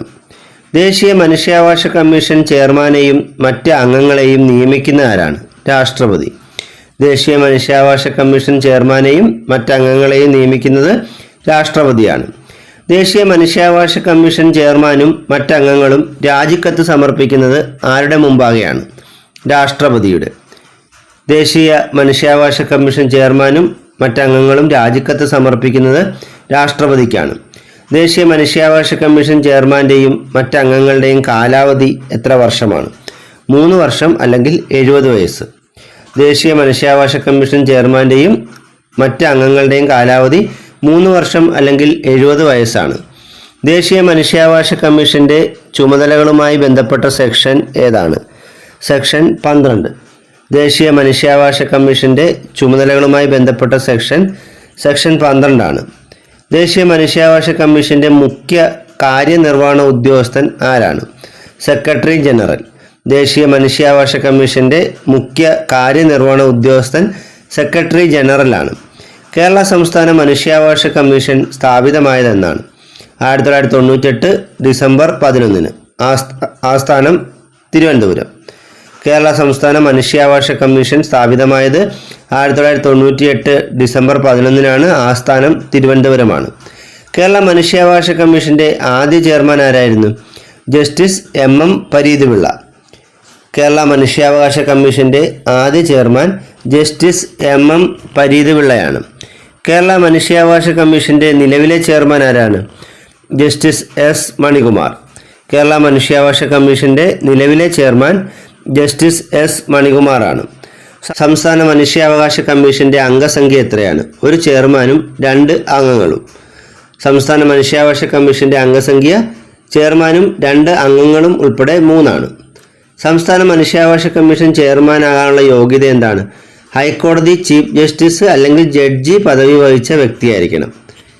സംസ്ഥാന മനുഷ്യാവകാശ കമ്മീഷൻ്റെ ചെയർമാനാകാനുള്ള യോഗ്യത ഹൈക്കോടതി ചീഫ് ജസ്റ്റിസോ അതോ ജഡ്ജി പദവിയോ വഹിച്ച വ്യക്തി ആയിരിക്കണം. സംസ്ഥാന മനുഷ്യാവകാശ കമ്മീഷൻ അധ്യക്ഷനെയും മറ്റ് അംഗങ്ങളെയും നിയമിക്കുന്ന ആരാണ്? ഗവർണർ. സംസ്ഥാന മനുഷ്യാവകാശ കമ്മീഷൻ അധ്യക്ഷനെയും മറ്റ് അംഗങ്ങളെയും നിയമിക്കുന്നത് ഗവർണറാണ്. സംസ്ഥാന മനുഷ്യാവകാശ കമ്മീഷൻ അംഗങ്ങളെ ശുപാർശ ചെയ്യുന്ന കമ്മിറ്റിയിലെ അംഗങ്ങൾ ആരൊക്കെയാണ്? മുഖ്യമന്ത്രി ചെയർപേഴ്സണാണ്. നിയമസഭാ സ്പീക്കർ, ആഭ്യന്തരമന്ത്രി, പ്രതിപക്ഷ നേതാവ് എന്നിവരടങ്ങുന്ന കമ്മിറ്റിയാണ് സംസ്ഥാന മനുഷ്യാവകാശ കമ്മീഷനിലേക്കുള്ള അംഗങ്ങളെ ശുപാർശ ചെയ്യുന്നത്. സംസ്ഥാന മനുഷ്യാവകാശ കമ്മീഷൻ അംഗങ്ങളെ ശുപാർശ ചെയ്യുന്നൊരു കമ്മിറ്റിയുണ്ട്. ഈ കമ്മിറ്റിയുടെ ചെയർപേഴ്സൺ മുഖ്യമന്ത്രിയായിരിക്കും. ഈ കമ്മിറ്റിയിലെ മറ്റ് അംഗങ്ങൾ നിയമസഭാ സ്പീക്കർ, ആഭ്യന്തരമന്ത്രി, പ്രതിപക്ഷ നേതാവ് എന്നിവരുൾപ്പെടുന്ന ഒരു കമ്മിറ്റിയാണ് സംസ്ഥാന മനുഷ്യാവകാശ കമ്മീഷൻ അംഗങ്ങളെ ശുപാർശ ചെയ്യുന്നത്. സംസ്ഥാന മനുഷ്യാവകാശ കമ്മീഷനിലെ അംഗങ്ങൾ രാജിക്കത്ത് സമർപ്പിക്കുന്നത് ആർക്കാണ്? ഗവർണറിന്. സംസ്ഥാന മനുഷ്യാവകാശ കമ്മീഷൻ അംഗങ്ങൾ രാജിക്കത്ത് സമർപ്പിക്കുന്നത് ഗവർണറിനാണ്. സംസ്ഥാന മനുഷ്യാവകാശ കമ്മീഷൻ അംഗങ്ങളെ നീക്കം ചെയ്യുന്ന ആരാണ്? രാഷ്ട്രപതി. ഇവിടെ മാത്രമാണ് മാറ്റമുള്ളത്. സംസ്ഥാന മനുഷ്യാവകാശ കമ്മീഷൻ അംഗങ്ങളെ നീക്കം ചെയ്യാനുള്ള അധികാരം രാഷ്ട്രപതിക്കേ ഉള്ളൂ. ഗവർണറിന് ആ ഒരു അധികാരമില്ല. സംസ്ഥാന മനുഷ്യാവകാശ കമ്മീഷൻ അംഗങ്ങളുടെ കാലാവധി എത്രയാണ്? 3 വർഷം അല്ലെങ്കിൽ 70 വയസ്സ്. സംസ്ഥാന മനുഷ്യാവകാശ കമ്മീഷൻ അംഗങ്ങളുടെ കാലാവധി 3 വർഷം അല്ലെങ്കിൽ 70 വയസ്സാണ്. 2019 മനുഷ്യാവകാശ സംരക്ഷണ നിയമ ഭേദഗതി ബില്ല് ലോക്സഭയിൽ അവതരിപ്പിച്ചത് ആരാണ്? അമിത്ഷാ. 2019 ജൂലൈ 8-നാണ് അമിത്ഷാ ഈ ഒരു ഭേദഗതി ബില്ല് ലോക്സഭയിൽ അവതരിപ്പിച്ചത്. 2019 മനുഷ്യാവകാശ നിയമ ഭേദഗതി ബില്ല് ലോക്സഭ പാസാക്കിയതെന്നാണ്? 2019 ജൂലൈ 19. 2019 മനുഷ്യാവകാശ നിയമ ഭേദഗതി ബില്ല് ലോക്സഭ പാസാക്കിയത് 2019 ജൂലൈ 19-നാണ്. 2019 മനുഷ്യാവകാശ നിയമ ഭേദഗതി ബില്ല് രാജ്യസഭ പാസാക്കിയത് 2019 ജൂലൈ 22-നാണ്. 2019 മനുഷ്യാവകാശ നിയമ ഭേദഗതി ബില്ല് രാജ്യസഭ പാസാക്കിയത് 2019 ജൂലൈ 22-നാണ്. 2019 മനുഷ്യാവകാശ നിയമ ഭേദഗതി ബില്ല് രാഷ്ട്രപതി ഒപ്പുവെച്ചതെന്നാണ്? 2019 ജൂലൈ 27. 2019 മനുഷ്യാവകാശ നിയമ ഭേദഗതി ബില്ല് രാഷ്ട്രപതി ഒപ്പുവെച്ചത് 2019 ജൂലൈ 27-നാണ്.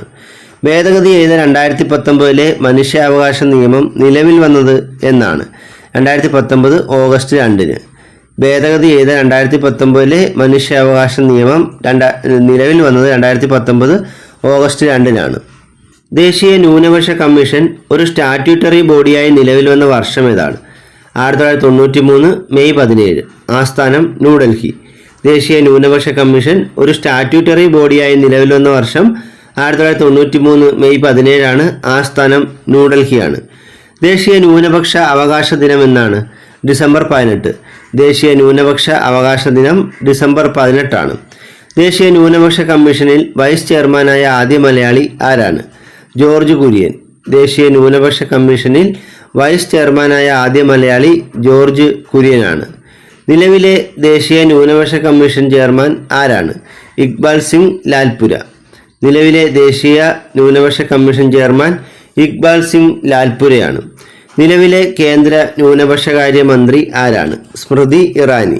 നിലവിലെ കേന്ദ്ര ന്യൂനപക്ഷകാര്യ മന്ത്രി സ്മൃതി ഇറാനിയാണ്. കേരള സംസ്ഥാന ന്യൂനപക്ഷ കമ്മീഷൻ നിലവിൽ വന്നത് എന്നാണ്? 2013 ജൂൺ 13-ന്. ആസ്ഥാനം തിരുവനന്തപുരം. കേരള സംസ്ഥാന ന്യൂനപക്ഷ കമ്മീഷൻ നിലവിൽ വന്നത് 2013 ജൂൺ 13-നാണ്. ആസ്ഥാനം തിരുവനന്തപുരമാണ്. കേരള സംസ്ഥാന ന്യൂനപക്ഷ കമ്മീഷൻ നിലവിലെ ചെയർമാൻ ആരാണ്? എ റഷീദ്. കേരള സംസ്ഥാന ന്യൂനപക്ഷ കമ്മീഷന്റെ നിലവിലെ ചെയർമാൻ എ റഷീദാണ്. സാർവദേശീയ മനുഷ്യാവകാശ പ്രഖ്യാപനത്തിൽ ഉൾക്കൊള്ളിച്ചിട്ടുണ്ടായിരുന്ന അവകാശങ്ങൾ ഏതൊക്കെയാണെന്ന് നോക്കാം. ജീവിക്കാനുള്ള അവകാശം, സ്വാതന്ത്ര്യത്തിനുള്ള അവകാശം, സംഘടനാ സ്വാതന്ത്ര്യം, തൊഴിലവകാശം, സംസ്കാരം, ഭാഷ, ലിപി എന്നിവ സംരക്ഷിക്കാനുള്ള അവകാശം. സാർവദേശീയ മനുഷ്യാവകാശ പ്രഖ്യാപനത്തിൽ ഉൾക്കൊള്ളിച്ചിട്ടുണ്ടായിരുന്ന അവകാശങ്ങളാണ് ജീവിക്കാനുള്ള അവകാശം, സ്വാതന്ത്ര്യത്തിനുള്ള അവകാശം, സംഘടനാ സ്വാതന്ത്ര്യം, തൊഴിലവകാശം, സംസ്കാരം, ഭാഷ, ലിപി എന്നിവ സംരക്ഷിക്കാനുള്ള അവകാശം. ഇനി നമ്മൾ ദേശീയ മനുഷ്യാവകാശ സംരക്ഷണ നിയമത്തിലെ അധ്യായങ്ങളും അവ എന്തുമായി ബന്ധപ്പെട്ടിരിക്കുന്നു എന്നുകൂടി പരിചയപ്പെടാം. അധ്യായം 1 പ്രാരംഭികമാണ്. അധ്യായം 2 ദേശീയ മനുഷ്യാവകാശ കമ്മീഷനെ കുറിച്ച് പറയുന്നു. അധ്യായം 3 കമ്മീഷന്റെ ചുമതലകളും അധികാരങ്ങളെയും കുറിച്ച് പറയുന്നു. അധ്യായം 4 നടപടിക്രമങ്ങളെ കുറിച്ചാണ്. അധ്യായം 5 സംസ്ഥാന മനുഷ്യാവകാശ കമ്മീഷനെ കുറിച്ച് പറയുന്നു. അധ്യായം 6 മനുഷ്യാവകാശ കോടതികളെ കുറിച്ച് പറയുന്നു. അധ്യായം 7 ഫിനാൻസ്, അക്കൗണ്ടുകൾ, ഓഡിറ്റ് എന്നിവയെക്കുറിച്ച് പ്രതിപാദിക്കുന്നു. അധ്യായം 8 മിസ്ലേനിയസ് ആണ്. ഇനി ദേശീയ മനുഷ്യാവകാശ കമ്മീഷനെ തിരഞ്ഞെടുക്കുന്നതിന് വേണ്ടി ഒരു കമ്മിറ്റി രൂപീകരിച്ചിട്ടുണ്ട്. ആ കമ്മിറ്റിയിലെ അംഗങ്ങൾ ആരൊക്കെയാണെന്ന് കൂടി പഠിക്കാം. പ്രധാനമന്ത്രിയാണ് അതിൻ്റെ അധ്യക്ഷൻ, ലോക്സഭാ സ്പീക്കർ, കേന്ദ്ര ആഭ്യന്തരമന്ത്രി, ലോക്സഭാ പ്രതിപക്ഷ നേതാവ്, രാജ്യസഭാ പ്രതിപക്ഷ നേതാവ്, രാജ്യസഭാ ഉപാധ്യക്ഷൻ. നമ്മൾ നേരത്തെ സംസ്ഥാന മനുഷ്യാവകാശ കമ്മീഷനിലെ അംഗങ്ങളെ ശുപാർശ ചെയ്യുന്നൊരു കമ്മിറ്റിയെക്കുറിച്ച് പഠിച്ചു. അതുപോലെ തന്നെയാണ് ഇത് ദേശീയ മനുഷ്യാവകാശ കമ്മീഷനിലെ അംഗങ്ങളെ തിരഞ്ഞെടുക്കുന്ന അല്ലെങ്കിൽ ശുപാർശ ചെയ്യുന്ന ആ കമ്മിറ്റിയുടെ അംഗങ്ങളാണ് ചെയർമാൻ, പ്രസിഡന്റ്, പ്രധാനമന്ത്രി ആയിരിക്കും, ലോക്സഭാ സ്പീക്കർ, കേന്ദ്ര ആഭ്യന്തരമന്ത്രി, ലോക്സഭാ പ്രതിപക്ഷ നേതാവ്, രാജ്യസഭാ പ്രതിപക്ഷ നേതാവ്, രാജ്യസഭാ ഉപാധ്യക്ഷൻ എന്നിവരടങ്ങുന്ന കമ്മിറ്റിയാണ് ദേശീയ മനുഷ്യാവകാശ കമ്മീഷൻ അംഗങ്ങളെ തിരഞ്ഞെടുക്കുന്നത്. Maintenance and welfare of parents and senior citizens act 2007 രാഷ്ട്രപതിയുടെ അംഗീകാരം ലഭിച്ചത് എന്നാണ്? 2007 December 29. Maintenance and welfare of parents and senior citizens act 2007 രാഷ്ട്രപതിയുടെ അംഗീകാരം ലഭിച്ചത് 2007 December 29. Maintenance and welfare of parents and senior citizen act 2007 നിലവിൽ വന്നതെന്നാണ്? 2008 സെപ്റ്റംബർ 24. മുതിർന്ന പൗരന്മാരുടെ സംരക്ഷണാർത്ഥമുള്ള നിയമം 2007 നിലവിൽ വന്നത് 2008 സെപ്റ്റംബർ 24. ഈ നിയമത്തിലെ അധ്യായങ്ങളുടെ എണ്ണം എത്രയാണ്? 7. സെക്ഷനുകളുടെ എണ്ണം 32. Maintenance and welfare of parents and senior citizens ആക്ടിലെ അധ്യായങ്ങളുടെ എണ്ണം 7, സെക്ഷനുകളുടെ എണ്ണം 32.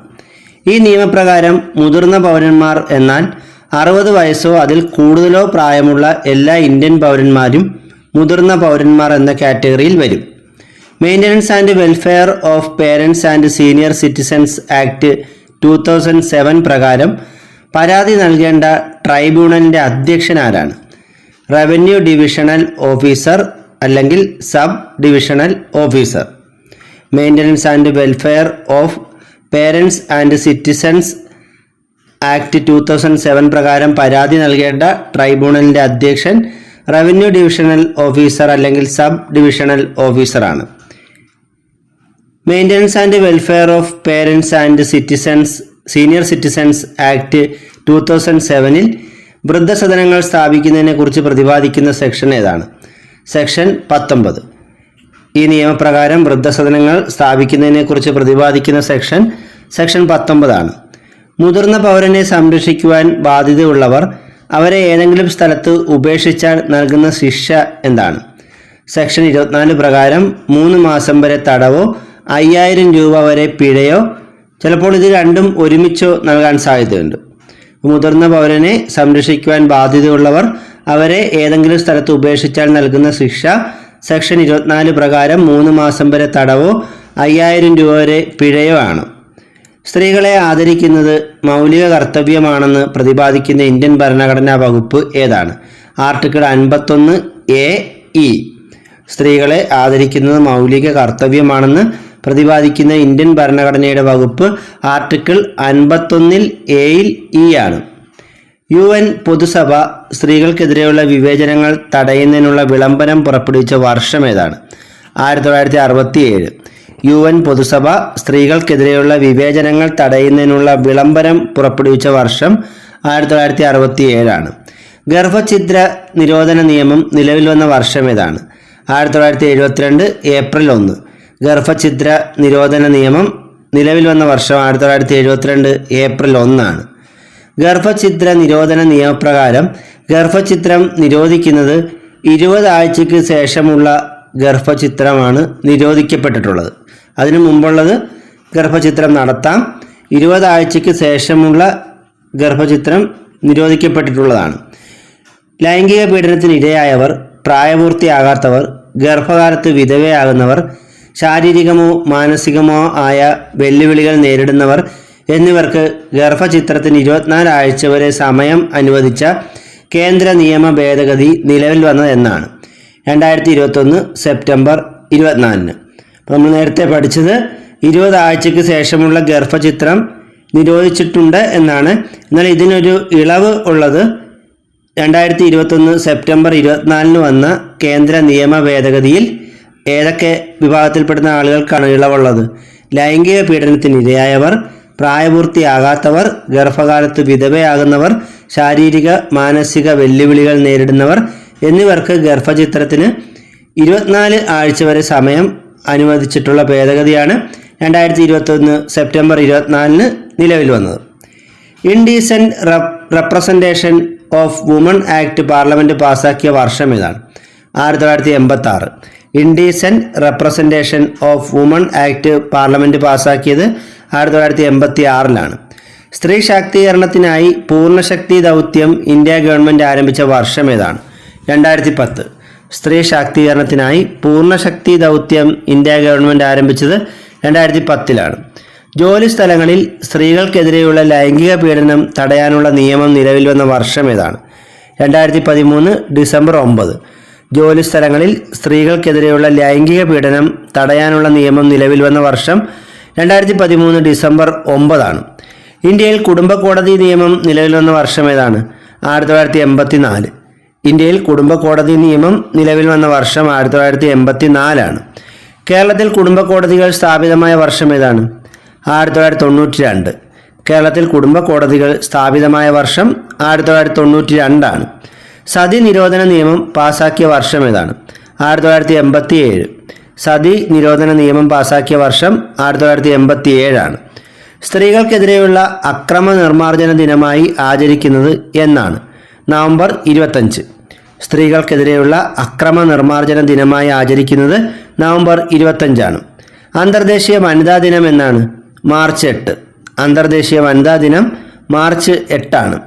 വിവാഹബന്ധം വേർപെടുത്തിയ മുസ്ലിം വനിതകൾക്ക് ജീവനാംശം നൽകുന്നതിനായി നിയമനിർമ്മാണം നടത്താൻ ആസ്പദമായ കേസ് ഏതാണ്? 1985 ഷാബാനു കേസ്. വിവാഹബന്ധം വേർപെടുത്തിയ മുസ്ലിം വനിതകൾക്ക് ജീവനാംശം നൽകുന്നതിനായി നിയമനിർമ്മാണം നടത്താൻ ആസ്പദമായ കേസ് 1985 ഷാബാനു കേസാണ്. ജോലിസ്ഥലത്തെ ലൈംഗിക അതിക്രമം തടയുന്നതിനായി നിയമനിർമ്മാണം നടത്താൻ ആസ്പദമായ കേസ് ഏതാണ്? 1997 വിശാഖ കേസ്. ജോലിസ്ഥലത്തെ ലൈംഗിക അതിക്രമം തടയുന്നതിനായി നിയമനിർമ്മാണം നടത്താൻ ആസ്പദമായ കേസ് 1997 വിശാഖ കേസാണ്. സ്ത്രീ ശാക്തീകരണ വർഷമായി ഭാരത സർക്കാർ പ്രഖ്യാപിച്ച വർഷം ഏതാണ്? 2001. സ്ത്രീ ശാക്തീകരണ വർഷമായി ഭാരത സർക്കാർ പ്രഖ്യാപിച്ച വർഷം 2001. ഇന്ത്യയിൽ സ്ത്രീ ശാക്തീകരണത്തിനായുള്ള ദേശീയ നയം നടപ്പിലാക്കിയ വർഷം ഏതാണ്? 2001. ഇന്ത്യയിൽ സ്ത്രീ ശാക്തീകരണത്തിനായുള്ള ദേശീയ നയം നടപ്പിലാക്കിയ വർഷം 2001. ഹിന്ദു മാരേജ് ആക്ട് പാസാക്കിയ വർഷം ഏതാണ്? 1955 മെയ് 18. ഹിന്ദു മാരേജ് ആക്ട് പാസാക്കിയ വർഷം 1955 മെയ് 18. ഇന്ത്യയിൽ സ്ത്രീധന നിരോധന നിയമം നിലവിൽ വന്നത് എന്നാണ്? 1961 ജൂലൈ 1. ഇന്ത്യയിൽ സ്ത്രീധന നിരോധന നിയമം നിലവിൽ വന്നത് 1961 ജൂലൈ 1. സ്ത്രീധന നിരോധന നിയമത്തിൽ ഭേദഗതി ചെയ്ത വർഷങ്ങൾ ഏതെല്ലാമാണ്? 1984 1986. സ്ത്രീധന നിരോധന നിയമത്തിൽ ഭേദഗതി ചെയ്ത വർഷങ്ങൾ 1984 1986. സ്ത്രീധനവുമായി ബന്ധപ്പെട്ട മരണത്തിന് നൽകുന്ന കുറഞ്ഞ ശിക്ഷ എത്രയാണ്? 7 വർഷം തടവ്. സ്ത്രീധനവുമായി ബന്ധപ്പെട്ട മരണത്തിന് നൽകുന്ന കൂടിയ ശിക്ഷ ജീവപര്യന്തം തടവുമാണ്. സ്ത്രീധനവുമായി ബന്ധപ്പെട്ട മരണത്തിന് നൽകുന്ന കുറഞ്ഞ ശിക്ഷ 7 വർഷം തടവും കൂടിയ ശിക്ഷ ജീവപര്യന്തം തടവുമാണ്. സ്ത്രീധനം ആവശ്യപ്പെട്ടാൽ ലഭിക്കാവുന്ന ശിക്ഷ എന്താണ്? 6 മാസത്തിൽ കുറയാത്തതും 2 വർഷം വരെ ആകാവുന്നതുമായ തടവ് ശിക്ഷയും 10,000 രൂപ പിഴയും. സ്ത്രീധനം ആവശ്യപ്പെട്ടാൽ ലഭിക്കാവുന്ന ശിക്ഷ 6 മാസത്തിൽ കുറയാത്തതും 2 വർഷം വരെ ആകാവുന്നതുമായ തടവും 10,000 രൂപ പിഴയും. സ്ത്രീധന നിരോധന ഓഫീസർമാരെ നിയമിക്കാനുള്ള അധികാരം ആർക്കാണ്? സംസ്ഥാന സർക്കാരിന്. സ്ത്രീധന നിരോധന ഓഫീസർമാരെ നിയമിക്കാനുള്ള അധികാരം സംസ്ഥാന സർക്കാരിനാണ്. ദേശീയ വനിതാ കമ്മീഷൻ നിലവിൽ വന്നത് എന്നാണ്? 1992 ജനുവരി 31. ദേശീയ വനിതാ കമ്മീഷൻ നിലവിൽ വന്നത് 1992 ജനുവരി 31. ദേശീയ വനിതാ കമ്മീഷൻ നിയമത്തിന് രാഷ്ട്രപതിയുടെ അംഗീകാരം ലഭിച്ചതെന്നാണ്? 1990 ഓഗസ്റ്റ് 30. ദേശീയ വനിതാ കമ്മീഷൻ നിയമത്തിന് രാഷ്ട്രപതിയുടെ അംഗീകാരം ലഭിച്ചത് 1990 ഓഗസ്റ്റ് 30. ദേശീയ വനിതാ കമ്മീഷന്റെ അംഗസംഖ്യ എത്രയാണ്? ചെയർപേഴ്സൺ ഉൾപ്പെടെ 6 പേർ. ദേശീയ വനിതാ കമ്മീഷനിൽ ചെയർപേഴ്സൺ ഉൾപ്പെടെ 6 പേരാണ് ഉള്ളത്. ദേശീയ വനിതാ കമ്മീഷനിൽ അംഗമായ ആദ്യ പുരുഷൻ ആരാണ്? അലോക് റാവത്ത്. ദേശീയ വനിതാ കമ്മീഷനിൽ അംഗമായ ആദ്യ പുരുഷൻ അലോക് റാവത്താണ്. ദേശീയ വനിതാ കമ്മീഷൻ അംഗങ്ങളുടെ കാലാവധി എത്രയാണ്? 3 വർഷം അല്ലെങ്കിൽ 65 വയസ്സ്. ദേശീയ വനിതാ കമ്മീഷൻ അംഗങ്ങളുടെ കാലാവധി 3 വർഷം അല്ലെങ്കിൽ 65 വയസ്സാണ്. ദേശീയ വനിതാ കമ്മീഷന്റെ പ്രഥമ അധ്യക്ഷ ആരായിരുന്നു? ജയന്തി പട്നായിക്. ദേശീയ വനിതാ കമ്മീഷന്റെ പ്രഥമ അധ്യക്ഷ ജയന്തി പട്നായിക് ആയിരുന്നു. ദേശീയ വനിതാ കമ്മീഷന്റെ നിലവിലെ അധ്യക്ഷ ആരാണ്? രേഖ ശർമ്മ. ദേശീയ വനിതാ കമ്മീഷന്റെ നിലവിലെ അധ്യക്ഷ രേഖ ശർമ്മയാണ്. ദേശീയ വനിതാ കമ്മീഷന്റെ ആസ്ഥാനം എവിടെയാണ്? നിർഭയ ഭവൻ. ന്യൂഡൽഹിയിലെ നിർഭയ ഭവനാണ് ദേശീയ വനിതാ കമ്മീഷന്റെ ആസ്ഥാനം. ദേശീയ വനിതാ കമ്മീഷന്റെ പ്രസിദ്ധീകരണം ഏതാണ്? രാഷ്ട്രമഹിള. ദേശീയ വനിതാ കമ്മീഷന്റെ പ്രസിദ്ധീകരണമാണ് രാഷ്ട്രമഹിള. ദേശീയ വനിതാ കമ്മീഷന്റെ വെബ് പോർട്ടലിന്റെ പേരെന്താണ്? നാരി. ദേശീയ വനിതാ കമ്മീഷന്റെ വെബ് പോർട്ടലാണ് നാരി. ദേശീയ വനിതാ കമ്മീഷൻ നിയമത്തിലെ അധ്യായങ്ങളുടെ എണ്ണം എത്രയാണ്? 5 അധ്യായങ്ങളും 17 സെക്ഷനുകളും. ദേശീയ വനിതാ കമ്മീഷൻ നിയമത്തിലെ അധ്യായങ്ങളുടെ എണ്ണം 5 അധ്യായങ്ങളും സെക്ഷനുകൾ 17 സ്ത്രീകൾക്ക് വേഗത്തിലുള്ളതും ചെലവ് കുറഞ്ഞ രീതിയിലും നീതി ലഭ്യമാക്കുക എന്ന ലക്ഷ്യത്തോടെ ദേശീയ വനിതാ കമ്മീഷൻ രൂപീകരിച്ച ആശയം എന്താണ്? പരിവാരിക് മഹിളാ ലോക് അദാലത്ത്. സ്ത്രീകൾക്ക് വേഗത്തിലും ചെലവ് കുറഞ്ഞ രീതിയിലും നീതി ലഭ്യമാക്കുക എന്ന ലക്ഷ്യത്തോടെ ദേശീയ വനിതാ കമ്മീഷൻ ആരംഭിച്ച ആശയമാണ് പരിവാരിക് മഹിളാ ലോക് അദാലത്ത്. കേരള വനിതാ കമ്മീഷൻ നിയമം നിലവിൽ വന്നത് 1995 ഡിസംബർ 1-നാണ്. കേരള വനിതാ കമ്മീഷൻ നിയമം നിലവിൽ വന്നത് എന്നാണ്? 1995 ഡിസംബർ 1-ന്. കേരള വനിതാ കമ്മീഷൻ നിലവിൽ വന്നത് എന്നാണ്? 1996 മാർച്ച് 14. കേരള വനിതാ കമ്മീഷൻ നിലവിൽ വന്നത് 1996 മാർച്ച് 14-നാണ്. കേരള സംസ്ഥാന വനിതാ കമ്മീഷന്റെ അംഗസംഖ്യ എത്രയാണ്? ചെയർപേഴ്സൺ ഉൾപ്പെടെ 5 പേർ.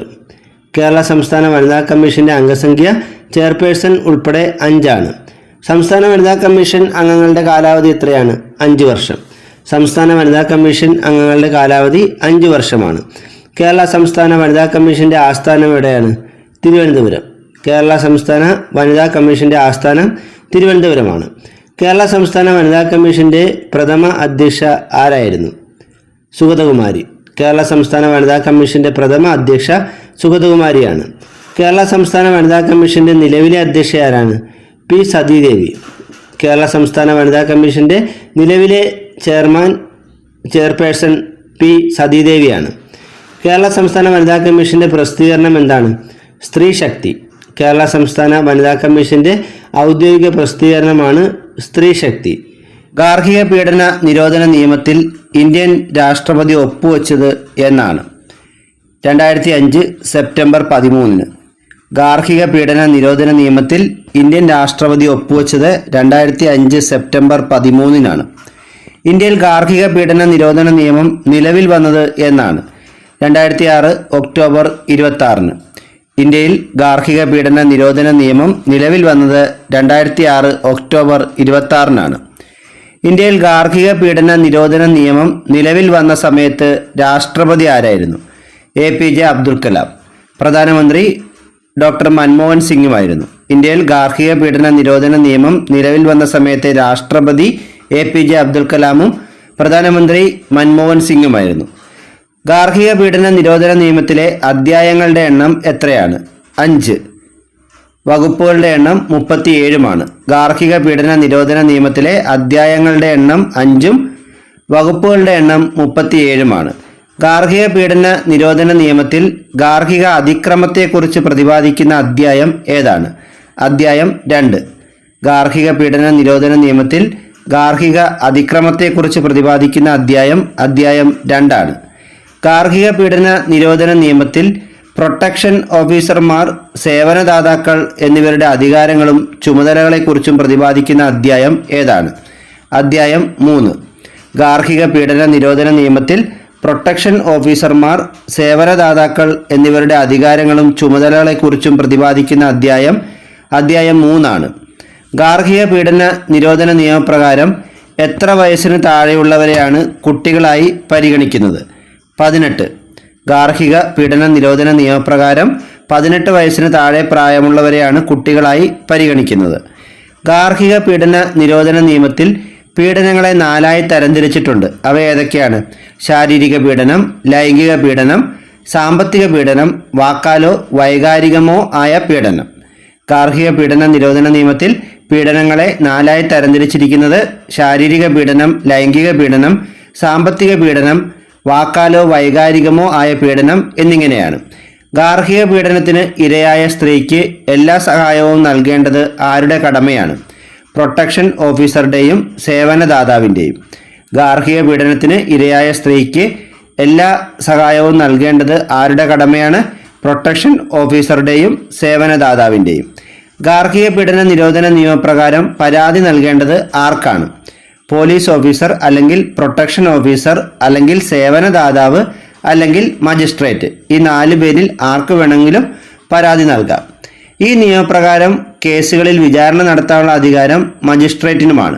അപ്പോൾ ഗാർഹിക പീഡന നിരോധന നിയമപ്രകാരം പരാതി നൽകേണ്ടത് ഒന്നെങ്കിൽ പോലീസ് ഓഫീസർ അല്ലെങ്കിൽ പ്രൊട്ടക്ഷൻ ഓഫീസർ അല്ലെങ്കിൽ സേവനദാതാവ് അല്ലെങ്കിൽ മജിസ്ട്രേറ്റ്. എന്നാൽ ഈ നിയമപ്രകാരം കേസുകളിൽ വിചാരണ നടത്താൻ അധികാരമുള്ളത് മജിസ്ട്രേറ്റിന് മാത്രമാണ്. ഗാർഹിക പീഡന നിരോധന നിയമത്തിൽ ഷെൽട്ടർ ഹോമുകളുടെ ചുമതലകളെ പറ്റി പ്രതിപാദിക്കുന്ന വകുപ്പ് ഏതാണ്? സെക്ഷൻ 6. ഗാർഹിക പീഡന നിരോധന നിയമത്തിൽ ഷെൽട്ടർ ഹോമുകളുടെ ചുമതലകളെ പറ്റി പ്രതിപാദിക്കുന്ന വകുപ്പ് സെക്ഷൻ 6 ആണ്. പ്രൊട്ടക്ഷൻ ഓഫീസർമാരുടെ ചുമതലകളെയും പ്രവർത്തനങ്ങളെയും പറ്റി പ്രതിപാദിക്കുന്ന വകുപ്പ് ഏതാണ്? സെക്ഷൻ 9. ഗാർഹിക പീഡന നിരോധന നിയമത്തിൽ പ്രൊട്ടക്ഷൻ ഓഫീസർമാരുടെ ചുമതലകളെയും പ്രവർത്തനങ്ങളെയും കുറിച്ച് പ്രതിപാദിക്കുന്ന വകുപ്പ് സെക്ഷൻ 9 ആണ്. സേവനദാതാക്കളെപ്പറ്റി പ്രതിപാദിക്കുന്ന വകുപ്പ് സെക്ഷൻ 10 ആണ്. ഗാർഹിക പീഡന നിരോധന നിയമത്തിൽ സേവനദാതാക്കളെപ്പറ്റി പ്രതിപാദിക്കുന്ന വകുപ്പ് സെക്ഷൻ 10 ആണ്. ഗാർഹിക പീഡന നിരോധന നിയമത്തിൽ മജിസ്ട്രേറ്റിനുള്ള അപേക്ഷയെക്കുറിച്ച് പ്രതിപാദിക്കുന്ന വകുപ്പ് ഏതാണ്? സെക്ഷൻ 12. ഗാർഹിക പീഡന നിരോധന നിയമത്തിൽ മജിസ്ട്രേറ്റിനുള്ള അപേക്ഷയെക്കുറിച്ച് പ്രതിപാദിക്കുന്ന വകുപ്പ് സെക്ഷൻ 12 ആണ്. ഗാർഹിക പീഡന നിരോധന നിയമപ്രകാരം പരാതി ലഭിച്ചാൽ ഡൊമസ്റ്റിക് ഇൻസിഡന്റ് റിപ്പോർട്ട് അതായത് DIR തയ്യാറാക്കി മജിസ്ട്രേറ്റിന് സമർപ്പിക്കേണ്ട ചുമതല ആർക്കാണ്? പ്രൊട്ടക്ഷൻ ഓഫീസർ അല്ലെങ്കിൽ സേവനദാതാവിന്. ഗാർഹിക പീഡന നിരോധന നിയമപ്രകാരം പരാതി ലഭിച്ചാൽ ഡൊമസ്റ്റിക് ഇൻസിഡന്റ് റിപ്പോർട്ട് തയ്യാറാക്കി മജിസ്ട്രേറ്റിന് സമർപ്പിക്കേണ്ട ചുമതല പ്രൊട്ടക്ഷൻ ഓഫീസറിനോ അല്ലെങ്കിൽ സേവനദാതാവിനോ ആണ്. ഗാർഹിക പീഡന നിരോധന നിയമത്തിന്റെ ഗുണഭോക്താക്കൾ ആരെല്ലാമാണ്? സ്ത്രീകളും കുട്ടികളും. ഗാർഹിക പീഡന നിരോധന നിയമത്തിന്റെ ഗുണഭോക്താക്കൾ സ്ത്രീകളും കുട്ടികളുമാണ്. ഗാർഹിക പീഡന നിരോധന നിയമപ്രകാരം കോടതിയിൽ അപ്പീൽ സമർപ്പിക്കാനുള്ള സമയപരിധി എത്രയാണ്? 30 ദിവസം. ഗാർഹിക പീഡന നിരോധന നിയമപ്രകാരം കോടതിയിൽ അപ്പീൽ സമർപ്പിക്കാനുള്ള സമയപരിധി 30 ദിവസമാണ്. ഗാർഹിക പീഡന നിരോധന നിയമപ്രകാരം എല്ലാ ജില്ലകളിലും പ്രൊട്ടക്ഷൻ ഓഫീസർമാരെ നിയമിക്കുന്നത് ഏത് വകുപ്പ് പ്രകാരമാണ്? സെക്ഷൻ 8-ൽ 1. ഗാർഹിക പീഡന നിരോധന നിയമപ്രകാരം എല്ലാ ജില്ലകളിലും പ്രൊട്ടക്ഷൻ ഓഫീസർമാരെ നിയമിക്കുന്നത് സെക്ഷൻ 8-ൽ 1 പ്രകാരമാണ്. കുട്ടികളുടെ സുരക്ഷ ഉറപ്പാക്കുന്നതിന് വേണ്ടി നിലവിൽ വന്ന പ്രധാന നിയമങ്ങൾ ഏതെല്ലാമാണ്? ജുവനൈൽ ജസ്റ്റിസ് ആക്റ്റും പോക്സോ നിയമവും. കുട്ടികളുടെ സുരക്ഷ ഉറപ്പാക്കുന്നതിന് വേണ്ടി നിലവിൽ വന്ന പ്രധാന നിയമങ്ങൾ ആണ് ജുവനൈൽ ജസ്റ്റിസ് ആക്റ്റും പോക്സോ ആക്റ്റും. Commission for protection of child right act 2005 പാസ്സാക്കിയത് എന്നാണ്? 2005-ൽ പാസ്സാക്കിയ നിയമമാണിത്. ഇത് നിലവിൽ വന്നത് 2007 ഫെബ്രുവരി 5-നാണ്. Commission for protection of child rights act നിലവിൽ വന്നത് 2007 ഫെബ്രുവരി 5-നാണ്. 18 വയസ്സിന് താഴെയുള്ള കുട്ടികളുടെ സംരക്ഷണത്തിന് വേണ്ടി NCPCR അതായത് ദേശീയ ബാലാവകാശ കമ്മീഷൻ. NCPCRന്റെ പൂർണ്ണരൂപം national commission for protection of child rights എന്നാണ്. അപ്പോൾ ദേശീയ ബാലാവകാശ കമ്മീഷൻ നിലവിൽ വന്നത് 2007 മാർച്ച് 5-നാണ്. ആസ്ഥാനം ന്യൂഡൽഹിയാണ്. NCPCR നിലവിൽ വന്നതെന്നാണ് 2007 മാർച്ച് 5-നാണ്. ആസ്ഥാനം ന്യൂഡൽഹി. NCPCR അല്ലെങ്കിൽ ദേശീയ ബാലാവകാശ കമ്മീഷന്റെ അംഗസംഖ്യ എത്രയാണ്? ചെയർപേഴ്സണെ കൂടാതെ 6 അംഗങ്ങൾ ആണ് ഉള്ളത്. അപ്പം മൊത്തം 7 അംഗങ്ങൾ. NCPCR അഥവാ ദേശീയ ബാലാവകാശ കമ്മീഷന്റെ പ്രഥമ അധ്യക്ഷ ആരായിരുന്നു? ശാന്ത സിൻഹ. NCPCRന്റെ പ്രഥമ അധ്യക്ഷ ശാന്ത സിൻഹയാണ്. NCPCRന്റെ നിലവിലെ അധ്യക്ഷ പ്രിയങ്ക് കനുങ്കയാണ്. NCPCRന്റെ നിലവിലെ അധ്യക്ഷ ആരാണ്? പ്രിയങ്ക് കനുങ്ക. ദേശീയ ബാലാവകാശ കമ്മീഷൻ എന്ന് ചോദിച്ചാലും NCPCRും ഒന്ന് തന്നെയാണ്. NCPCR ചെയർപേഴ്സന്റെ കാലാവധി എത്രയാണ്? 3 വർഷം അല്ലെങ്കിൽ 65 വയസ്സാണ്. NCPCR ചെയർപേഴ്സന്റെ കാലാവധി 3 വർഷം അല്ലെങ്കിൽ 65 വയസ്സും മറ്റംഗങ്ങളുടെ കാലാവധി 3 വർഷം അല്ലെങ്കിൽ 62 വയസ്സുമാണ്. ദേശീയ ബാലാവകാശ കമ്മീഷൻ അംഗങ്ങളെ നിയമിക്കുന്നതും നീക്കം ചെയ്യുന്നതും കേന്ദ്ര സർക്കാരാണ്. ദേശീയ ബാലാവകാശ കമ്മീഷൻ അംഗങ്ങളെ നിയമിക്കുന്നതും നീക്കം ചെയ്യുന്നതും കേന്ദ്ര സർക്കാരാണ്. ദേശീയ ബാലാവകാശ കമ്മീഷൻ ചെയർപേഴ്സണെ തിരഞ്ഞെടുക്കുന്ന 3-അംഗ സെലക്ഷൻ കമ്മിറ്റിയുടെ അധ്യക്ഷൻ ആരാണ്? മാനവ വിഭവശേഷി വികസന വകുപ്പ് മന്ത്രി. ദേശീയ ബാലാവകാശ കമ്മീഷൻ ചെയർപേഴ്സണെ തിരഞ്ഞെടുക്കുന്ന 3-അംഗ സെലക്ഷൻ കമ്മിറ്റിയുടെ അധ്യക്ഷൻ മാനവ വിഭവശേഷി വികസന വകുപ്പ് മന്ത്രിയാണ്. കേരള സംസ്ഥാന ബാലാവകാശ കമ്മീഷൻ പ്രവർത്തനം ആരംഭിച്ചതെന്നാണ്? 2013 ജൂൺ 3-ന്. ആസ്ഥാനം തിരുവനന്തപുരം. കേരള സംസ്ഥാന ബാലാവകാശ കമ്മീഷൻ പ്രവർത്തനം ആരംഭിച്ചത് 2013 ജൂൺ 3-നാണ്. ആസ്ഥാനം തിരുവനന്തപുരമാണ്. കേരള സംസ്ഥാന ബാലാവകാശ കമ്മീഷന്റെ അംഗസംഖ്യ എത്രയാണ്? ചെയർമാൻ ഉൾപ്പെടെ 7 അംഗങ്ങളാണ് കേരള സംസ്ഥാന ബാലാവകാശ കമ്മീഷനിൽ ഉള്ളത്. സംസ്ഥാന ബാലാവകാശ കമ്മീഷൻ ചെയർപേഴ്സന്റെ കാലാവധി എത്രയാണ്? 3 വർഷം അല്ലെങ്കിൽ 65 വയസ്സാണ്. സംസ്ഥാന ബാലാവകാശ കമ്മീഷൻ ചെയർപേഴ്സന്റെ കാലാവധി 3 വർഷം അല്ലെങ്കിൽ 65 വയസ്സും മറ്റംഗങ്ങളുടെ കാലാവധി 3 വർഷം അല്ലെങ്കിൽ 62 വയസ്സുമാണ്. കേരള സംസ്ഥാന ബാലാവകാശ കമ്മീഷനെ നിയമിക്കുന്നതും നീക്കം ചെയ്യുന്നതും സംസ്ഥാന സർക്കാരാണ്. കേരള സംസ്ഥാന ബാലാവകാശ കമ്മീഷനെ നിയമിക്കുന്നതും നീക്കം ചെയ്യുന്നതും സംസ്ഥാന സർക്കാരാണ്. ശൈശവ വിവാഹ നിരോധന നിയമം പ്രാബല്യത്തിൽ വന്ന വർഷം ഏതാണ്? 2006. ശൈശവ വിവാഹ നിരോധന നിയമം പ്രാബല്യത്തിൽ വന്നത് 2006-ലാണ്. കേരള സംസ്ഥാന ബാലാവകാശ കമ്മീഷന്റെ ആദ്യ ചെയർമാൻ ആരാണ്? നീല ഗംഗാധരൻ. കേരള സംസ്ഥാന ബാലാവകാശ കമ്മീഷന്റെ ആദ്യ ചെയർമാൻ നീല ഗംഗാധരനാണ്. കേരള സംസ്ഥാന ബാലാവകാശ കമ്മീഷന്റെ നിലവിലെ ചെയർമാൻ ആരാണ്? KV മനോജ് കുമാർ. കേരള സംസ്ഥാന ബാലാവകാശ കമ്മീഷന്റെ നിലവിലെ ചെയർമാൻ KV മനോജ് കുമാർ ആണ്. ബാലവേല നിരോധന നിയമം നിലവിൽ വന്ന വർഷം ഏതാണ്? 1986. ബാലവേല നിരോധന നിയമം നിലവിൽ വന്നത് 1986-ലാണ്.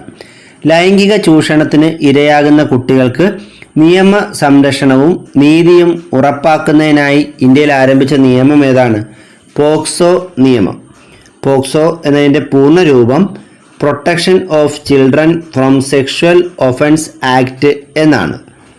ലൈംഗിക ചൂഷണത്തിന് ഇരയാകുന്ന കുട്ടികൾക്ക് നിയമ സംരക്ഷണവും നീതിയും ഉറപ്പാക്കുന്നതിന് വേണ്ടി ആരംഭിച്ച നിയമമാണ് പോക്സോ ആക്ട്. പൂർണ്ണരൂപം protection of children from sexual offence act എന്നാണ്. പോക്സോ നിയമത്തിന് രാഷ്ട്രപതിയുടെ അംഗീകാരം ലഭിച്ചതെന്നാണ്? 2012 ജൂൺ 19. പോക്സോ നിയമത്തിന് രാഷ്ട്രപതിയുടെ അംഗീകാരം ലഭിച്ചത് 2012 ജൂൺ 19-നാണ്. പോക്സോ നിയമം ഇന്ത്യയിൽ പ്രാബല്യത്തിൽ വന്നതെന്നാണ്? 2012 നവംബർ 14. പോക്സോ നിയമം ഇന്ത്യയിൽ പ്രാബല്യത്തിൽ വന്നത് 2012 നവംബർ 14-നാണ്. കുട്ടികളുടെ സംരക്ഷണം ഉൾക്കൊള്ളുന്ന മന്ത്രാലയം ഏതാണ്? വനിതാ ശിശുക്ഷേമ മന്ത്രാലയം. കുട്ടികളുടെ സംരക്ഷണം ഉൾക്കൊള്ളുന്ന മന്ത്രാലയം വനിതാ ശിശുക്ഷേമ മന്ത്രാലയമാണ്. പോക്സോ നിയമപ്രകാരം എത്ര വയസ്സിൽ താഴെ പ്രായമുള്ള കുട്ടികൾക്കാണ് നിയമ സംരക്ഷണം ലഭിക്കുന്നത്? 18 വയസ്സിന് താഴെ പ്രായമുള്ള കുട്ടികൾക്ക്. പോക്സോ നിയമപ്രകാരം 18 വയസ്സിൽ താഴെ പ്രായമുള്ള കുട്ടികൾക്കാണ് നിയമ സംരക്ഷണം ലഭിക്കുന്നത്. പോക്സോ നിയമത്തിൽ ലൈംഗിക പീഡനത്തെക്കുറിച്ച് പ്രതിപാദിക്കുന്ന വകുപ്പ് ഏതാണ്? സെക്ഷൻ 11. പോക്സോ നിയമത്തിൽ ലൈംഗിക പീഡനത്തെക്കുറിച്ച് പ്രതിപാദിക്കുന്ന സെക്ഷൻ 11 പോക്സോ നിയമത്തിൽ ലൈംഗിക പീഡനത്തിനുള്ള ശിക്ഷയെക്കുറിച്ച് പ്രതിപാദിക്കുന്ന വകുപ്പ് ഏതാണ്? സെക്ഷൻ 12. പോക്സോ നിയമത്തിൽ ലൈംഗിക പീഡനത്തിനുള്ള ശിക്ഷയെക്കുറിച്ച് പ്രതിപാദിക്കുന്ന വകുപ്പ് സെക്ഷൻ 12. പോക്സോ നിയമത്തിൽ ഒരു കുട്ടിയുടെ മൊഴി രേഖപ്പെടുത്തുന്നതിനെക്കുറിച്ച് പ്രതിപാദിക്കുന്ന വകുപ്പ് ഏതാണ്? സെക്ഷൻ 24. പോക്സോ നിയമത്തിൽ ഒരു കുട്ടിയുടെ മൊഴി രേഖപ്പെടുത്തുന്നതിനെക്കുറിച്ച് പ്രതിപാദിക്കുന്ന വകുപ്പ് സെക്ഷൻ 24. കുട്ടികൾക്കെതിരെയുള്ള അതിക്രമങ്ങൾ തടയുന്നതിനായി കേന്ദ്ര ശിശുക്ഷേമ മന്ത്രാലയം ആരംഭിച്ച ഓൺലൈൻ കംപ്ലൈൻറ്റ് മാനേജ്മെൻറ്റ് സിസ്റ്റമാണ് പോക്സോ ഇ ബോക്സ്. കുട്ടികൾക്കെതിരെയുള്ള അതിക്രമങ്ങൾ തടയുന്നതിനായി കേന്ദ്ര ശിശുക്ഷേമ മന്ത്രാലയം ആരംഭിച്ച ഓൺലൈൻ കംപ്ലൈൻറ്റ് മാനേജ്മെൻറ്റ് സിസ്റ്റമാണ് പോക്സോ ബോക്സ്. പോക്സോ നിയമത്തിൽ വധശിക്ഷ ഉൾപ്പെടുത്തിയത് ഏത് ഭേദഗതിയിലൂടെയാണ്? പോക്സോ ഭേദഗതി നിയമം 2019. പോക്സോ നിയമത്തിൽ വധശിക്ഷ ഉൾപ്പെടുത്തിയത് പോക്സോ ഭേദഗതി നിയമം 2019 പോക്സോ നിയമത്തിൽ കുട്ടികളെ അശ്ലീല കാര്യങ്ങൾക്ക് ഉപയോഗിക്കുന്നതും അതിനുള്ള ശിക്ഷാ നടപടികളും പ്രതിപാദിക്കുന്ന വകുപ്പുകൾ ഏതൊക്കെയാണ്? സെക്ഷൻ 13 മുതൽ 15 വരെ. പോക്സോ നിയമത്തിൽ കുട്ടികളെ അശ്ലീല കാര്യങ്ങൾക്ക് ഉപയോഗിക്കുന്നതും അതിനുള്ള ശിക്ഷ നടപടികളും പ്രതിപാദിക്കുന്ന വകുപ്പുകൾ സെക്ഷൻ 13 മുതൽ 15 വരെയാണ്. കുട്ടികളിൽ ലൈംഗിക അതിക്രമങ്ങളിൽ നിന്നും രക്ഷിക്കുന്നതിനുള്ള പ്രത്യേക നിയമപ്രകാരം സ്പെഷ്യൽ കോർട്ടായി നിയോഗിക്കപ്പെട്ടിരിക്കുന്ന കോടതിയാണ് സെഷൻസ് കോർട്ട്. കുട്ടികളിൽ ലൈംഗിക അതിക്രമത്തിൽ നിന്നും രക്ഷിക്കുന്നതിനുള്ള പ്രത്യേക നിയമപ്രകാരം സ്പെഷ്യൽ കോർട്ടായി നിയോഗിക്കപ്പെട്ടിരിക്കുന്ന കോടതിയാണ് സെഷൻ കോർട്ട്. പോക്സോ ഭേദഗതി നിയമം 2019 ലോക്സഭ പാസാക്കിയതെന്നാണ്? 2019 ഓഗസ്റ്റ് 1. പോക്സോ ഭേദഗതി നിയമം 2019 ലോക്സഭ പാസാക്കിയത് 2019 ഓഗസ്റ്റ് 1. പോക്സോ ഭേദഗതി നിയമം 2019 രാജ്യസഭ പാസാക്കിയതെന്നാണ്? 2019 ജൂലൈ 24. പോക്സോ ഭേദഗതി നിയമം 2019 രാജ്യസഭ പാസാക്കിയത് 2019 ജൂലൈ 24. പോക്സോ ഭേദഗതി നിയമം 2019 രാജ്യസഭയിൽ അവതരിപ്പിച്ചതാരാണ്? സ്മൃതി സുബിൻ ഇറാനി. പോക്സോ ഭേദഗതി നിയമം 2019 രാജ്യസഭയിൽ അവതരിപ്പിച്ചത് സ്മൃതി സുബിൻ ഇറാനിയാണ്. പോക്സോ ഭേദഗതി നിയമം 2019 രാഷ്ട്രപതിയുടെ അംഗീകാരം ലഭിച്ചതെന്നാണ്? 2019 ഓഗസ്റ്റ് 5. പോക്സോ ഭേദഗതി നിയമം 2019 രാഷ്ട്രപതിയുടെ അംഗീകാരം ലഭിച്ചത് 2019 ഓഗസ്റ്റ് 5. പോക്സോ ഭേദഗതി നിയമം 2019 നിലവിൽ വന്നതെന്നാണ്? 2019 ഓഗസ്റ്റ് 6. പോക്സോ ഭേദഗതി നിയമം 2019 നിലവിൽ വന്നത് 2019 ഓഗസ്റ്റ് 6. പോക്സോ നിയമപ്രകാരം ഇരയായ കുട്ടിയുടെ മൊഴി രേഖപ്പെടുത്തേണ്ട കാലാവധി 30 ദിവസത്തിനുള്ളിലാണ്. പോക്സോ നിയമപ്രകാരം ഇരയാകുന്ന കുട്ടിയുടെ മൊഴി രേഖപ്പെടുത്തേണ്ട കാലാവധി 30 ദിവസത്തിനുള്ളിലാണ്. അതുപോലെ പോക്സോ നിയമപ്രകാരമുള്ള കേസുകൾ തീർപ്പാക്കേണ്ട കാലയളവ് 1 വർഷത്തിനുള്ളിൽ തീർപ്പാക്കണം എന്നാണ്. ഇന്നത്തെ ക്ലാസ് ഇവിടെ അവസാനിച്ചിരിക്കുകയാണ്. കൂടുതൽ അറിവുകളുമായി മറ്റൊരു ക്ലാസ്സിൽ വീണ്ടും കാണാം. Thank you.